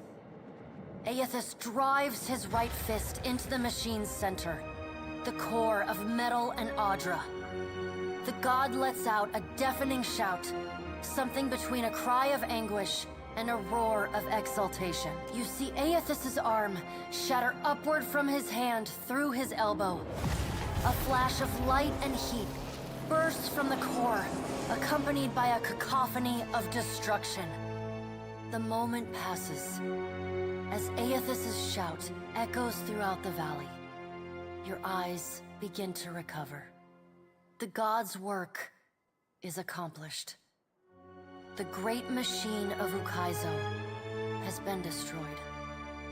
The wheel has been unmade. As Aethys's voice fades, the enormity of what you've accomplished sinks in. You have confronted a god. You have rediscovered the ancient city where the wheel was forged, and you have seen the wheel shattered. What comes next is uncertain, but already the legend spreads of the Watcher, who survived Andra's mortar and stood toe-to-toe with Aethys. On your recommendation, Aethys disperses his essence, and that of the thousands of souls within him, to centers of knowledge and learning around the world. Animancers, engineers, wizards, and scholars of all stripes make astounding breakthroughs in understanding and harnessing the phenomena that govern Eora. While some of these developments prove beneficial to Kith, others are decidedly less so. But such is the price of innovation. What remains to be seen is how, indeed whether, they will restore the cycle Aethys has broken. After the battle, Aldi sends her fleet from Ukaizo. Her first and last act as Lady of the Ancient City is to reactivate the storms from Andra's spire. Her work done, she departs in the floating Hangman. She determines that none shall control the power of Ukaizo. Under her, the Principe shall remain a lawless, rootless pirate band, and Deadfire shall remain free for any with the will to make their way in it. As the rise in piracy makes operations in Deadfire ever more costly, the Consuelo Mea Compressa votes to scale back the Valian Trading Company's presence. Luminous Adra and Animancy Research remain valuable enterprises, but the company can no longer afford to seek dominance in the region. The Royal Deadfire Company makes a final attempt to seize Ukaizo using an innovation of its own. A ship that submerges itself beneath the waves and storms. It is not, however, immune to the magically charged barrels that Aldi's ships drop into the water. After an embarrassing defeat, the Royal Deadfire Company consolidates its forces in the archipelago and limits its ambitions to a handful of well-guarded plantations. The storms of Rawatai rage on, and its people muddle through with the same tenacity that has served them for millennia. Demoralized by the loss of Ukaizo, the Huana tribes fragment further. All of Queen Onikaza's work to unify her people falls apart, and foreign traders openly flout the decrees of the Kahanga crown. The mysterious deaths of Governor Clario and Storm Speaker Ikawa provoke hostilities between the Valian settlers and the Huawan residents. What starts with angry words escalates to retaliatory killings as each side blames the other. By the time anyone bothers to question the strange coincidences surrounding their deaths, including reports of a cloaked Omawi woman seen in both the port and the village. Both sides have gone too far to turn back, as the conflict tears both the village and the town apart. Many people, Juana and Valian alike, drift away in search of other opportunities. Many find themselves among the newly empowered Principi. After the violence they've already seen, piracy doesn't seem so bad. As the balance of power changes in Deadfire, so too does Nekataka transform. Pirates, smugglers, and other criminals flow into the city, openly flouting its laws. The Kahanga leadership takes responsibility for the welfare of the Raparu, and the gullet starts to improve. What was once a den of crime, poverty, and illness slowly becomes a quiet haven for the Raparu. The loss of Skiarilifus's essence weakens the Water Shapers Guild. Their power wanes and their influence fades. The art of water shaping survives as an arcane curiosity. Your brief encounter with Letharn proves deeply influential for the children of the Dawnstars. Plagued with nightmares and haunted by the deaths at Hesango, Letharn begins questioning his faith in Aethys. At first, his fellow Dawnstars chide him, but that changes as word of Aethys's deeds at Ukaizo spreads. After all, what business have they worshipping a god who denied his own legitimacy? The faith of the children of the Dawnstars fades, but their commitment to the people of Deadfire does not. They continue feeding, healing, and helping the neediest, just as they have for decades. It is no longer a holy mission, but it is a mission all the same. Ruanu, the chieftain of the Juana at Tikawara, dies mysteriously. The tribe finds his body washed up on the same beach where Anaharu challenged him to the trial of waves. Some blame Anaharu's vengeful spirit. Others see it as Ngati's final judgment. And a few speak of a strange man seen lingering in the village. The leaderless tribe eventually scatters. Some head to Nekataka, while others seek out the Wahaki.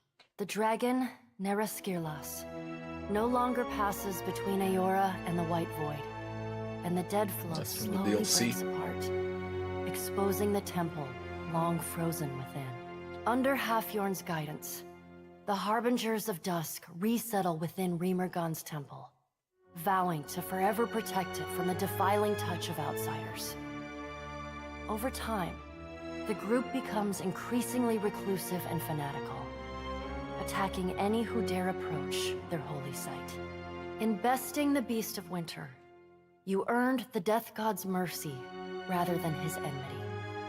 The deity remains characteristically unforthcoming about his decision, and you're left to wonder whether in doing battle with him in the White Void, you somehow furthered his apocalyptic ambitions. Utterly corrupted by the tooth of Tawamawai, the Adra at the primal island of Kazuwari continues to remain separated from the greater beyond. As increasingly anguished spirits roam the island in search of essence, blights form with greater frequency. The wildlife suffers, and the jungle thins as Kazuwari slowly dies. Weakened by the events at the island, Galawain retreats further from the intrigues of the gods. Rumors spread of his displeasure, as those godlikes touched by the father of monsters begin dying mysteriously across the whole of Aora. The faces of the hunt continue to rule the Crucible and Galawain's, or rather, Tawamawai's name. The trials summoned by the statue grow deadlier with each season, until only those rare few willing to brave the gravest of dangers seek out the bloody ordeals of Kazuwari. Like the other souls following in your wake, Muatu eventually yearns to move on to the Beyond and the Wheel. Stymied by Aethys's actions, however, he settles on returning to Kazuwari, where he joins the choir of souls that echo throughout the Crucible. He doesn't want to go back. Hundreds of Kith, and no small number of Wilder and Primordials, flee from the Black Isle, their minds a confused collection of inconsistent and contradictory memories. Each escapee bears knowledge that was once lost, and agents of the Hand Occult across Aora worked tirelessly in the years that followed to hunt down and end these fugitives. They find far fewer than they hope. Encouraged by her arcane successes, Bakarna returns to her observatory to continue her studies of the celestial spheres. In time, her colleagues in the Circle of Archmagi come to accept her among their number. She takes on apprentices, and they trumpet her praises as both a brilliant innovator and nurturing pedagogue. Consul Hot's ascension to near divinity shocks the Circle of Archmagi, who are uncharacteristically rapid and unified in their response. Immediate and violent censure of the Lich. Consul Hot's titanic form weathers the magical attack, however, before disappearing into the depths of the Deadfire. He likely lurks in the deepest darkness of Andra's realm, plotting, scheming, and awaiting a time he might rise again to reclaim his rightful authority. The ultimate villain, Consul Hot. I gave him Whale's body. It's so fucking funny. Though your adventures alter the destiny of Aora and the balance of power in Deadfire, they also leave a lasting mark on those who travel at your side. Your companions find themselves changed, in ways both big and small. Adair returns to Hisongo, where he reunites with Byrne, the son of his former lover, Alava. The boy takes heart in Adair's account that Aethys and all the other gods were false, petty, and unworthy of the love of Kith.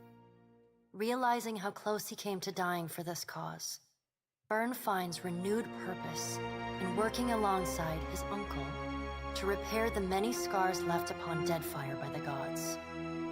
Under Adair's guidance, Byrne grows into the kind of irreverent, stubborn hothead that would have made his mother proud, and Adair visits her gravesite, often to tell her so. Which the world boss was the hardest? The mage. And then is the voracious mountain. That pile of shit that multiplies. Then it's the spider, and the easiest one is the tin can, the steel clad.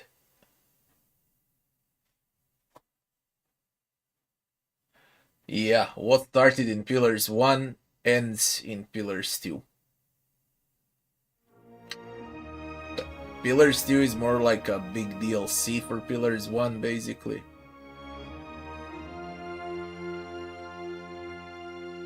No, I did not respect for each one. I did not. I only respect once. For all four. Only once. Shodi is not a priestess who understands the meaning of subtlety. As such, she makes her girlish crush on Adair painfully obvious from the moment she first sets eyes on the strapping fighter. Early in your travels, Adair appears discomforted by her persistent flirting. He often grimaces when she sidles up to him, and he takes endless pains to keep their conversations terse and to the point. But after a little smoothing on your part to nudge them in the right direction, Adair makes an effort to view Shodi with an open mind. And Shodi begins teasing the veteran fighter in a more companionable and less amorous manner. After saving each other's hides a couple times and sharing more than a few laughs, the two form an easy, and you suspect, lifelong friendship. Seemingly lit with an inner glow, Shodi takes to a new life of mission work with gusto. She still is committed to shepherding souls forgone, but having realigned her goals with that of her fellow Dawn Stars, she now endeavors to help the living as much as the dead. As you travel the Deadfire, you find her sleeping better and laughing more often.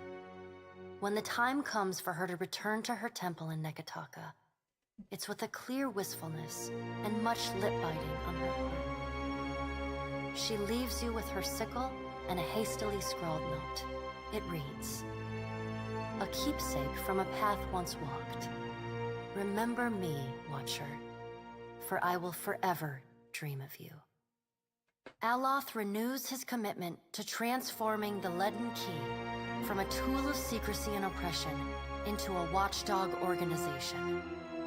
With the wheel broken, he reasons the world will need wise and responsible leadership more than ever. It is a lofty goal, and one he does not expect to finish in his lifetime. But if there's one thing he's learned from the Watcher, it's that a single person can change the world. You let Romaro go, and the former pirate ostensibly set sail for the trade lanes of the Eastern Reach, the Edier Empire, Old Valia, and the Republics. For the remainder of your time together, Seraphon seems, if not exactly happy, at least contented with the outcome of your confrontation with his former mentor at Sayuka. And yet, when the two of you part, Seraphon seems emboldened, invigorated by a new sense of purpose.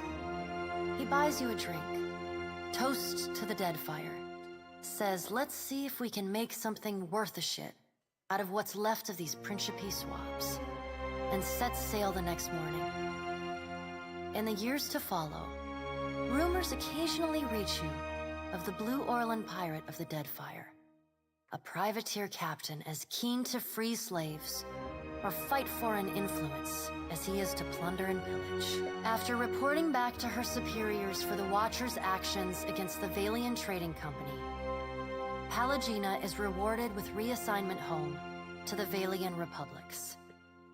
She spends the next several years as the head of the household She guard actually of the Duke of ended up Unchenzi. well. In this role, she is often lauded for her courage and loyalty.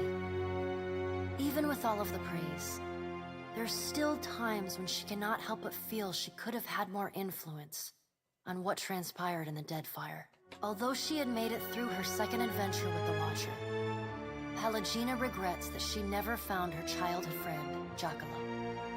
She searches far and wide, across the Deadfire. Whatever. Pleased with the Navy's conduct throughout the Deadfire campaign, Maya returns to active duty. She can find a free drink and a sharp salute anywhere she goes in Rauatayan territory. In recognition of her performance, the Navy attempts to give Maya less strenuous work. She flatly refuses, throwing herself into the fray whenever she can.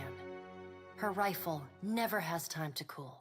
Though Maya's covert assignment in the Deadfire is considered a success, few claim knowledge of it or openly congratulate her. She receives no praise beyond knowing glances or the occasional raised tankard from her countrymen. She never responds. There's never enough free time to explore your mutual connection.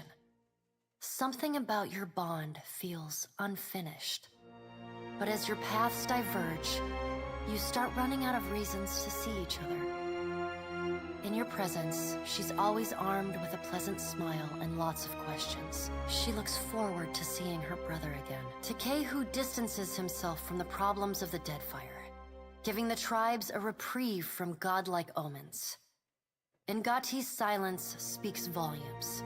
The Huana grow to rely on each other, paving a new way forward divorced from their traditions. Soon after his departure from Nekataka, sailors report of mountainous water sculptures rising from the open sea, entrancing and salacious. These works are celebrated everywhere, from the brothel to the palace, though the identity of the artist remains an open question. Your farewell is short and cordial. Nothing further needs to be said, and you wish each other well. Takehu does not look back.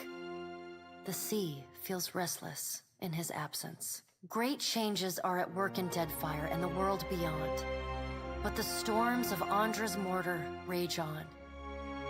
Whatever salvation Kith achieve will be hard-won, but it will be the deliverance of their own choosing.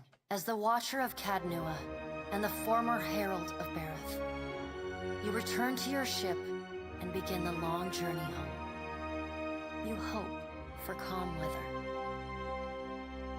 God of the Deadfire, man. Good ending. Very good ending.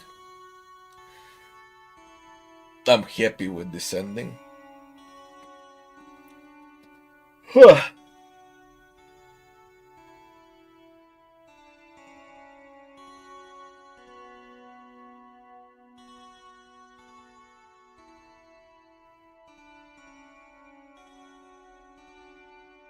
people. That's it. Now what's gonna be the next game? I don't know.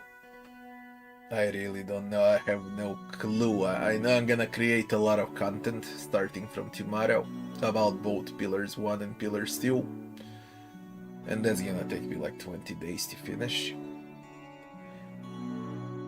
In the meantime, I have to pick some new game.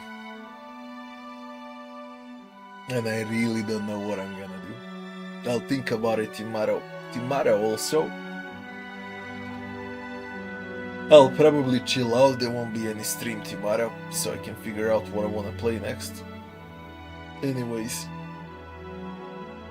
what you can expect now. A lot of guides, some reviews, plenty of content for Pillars 1 and 2. That's about it.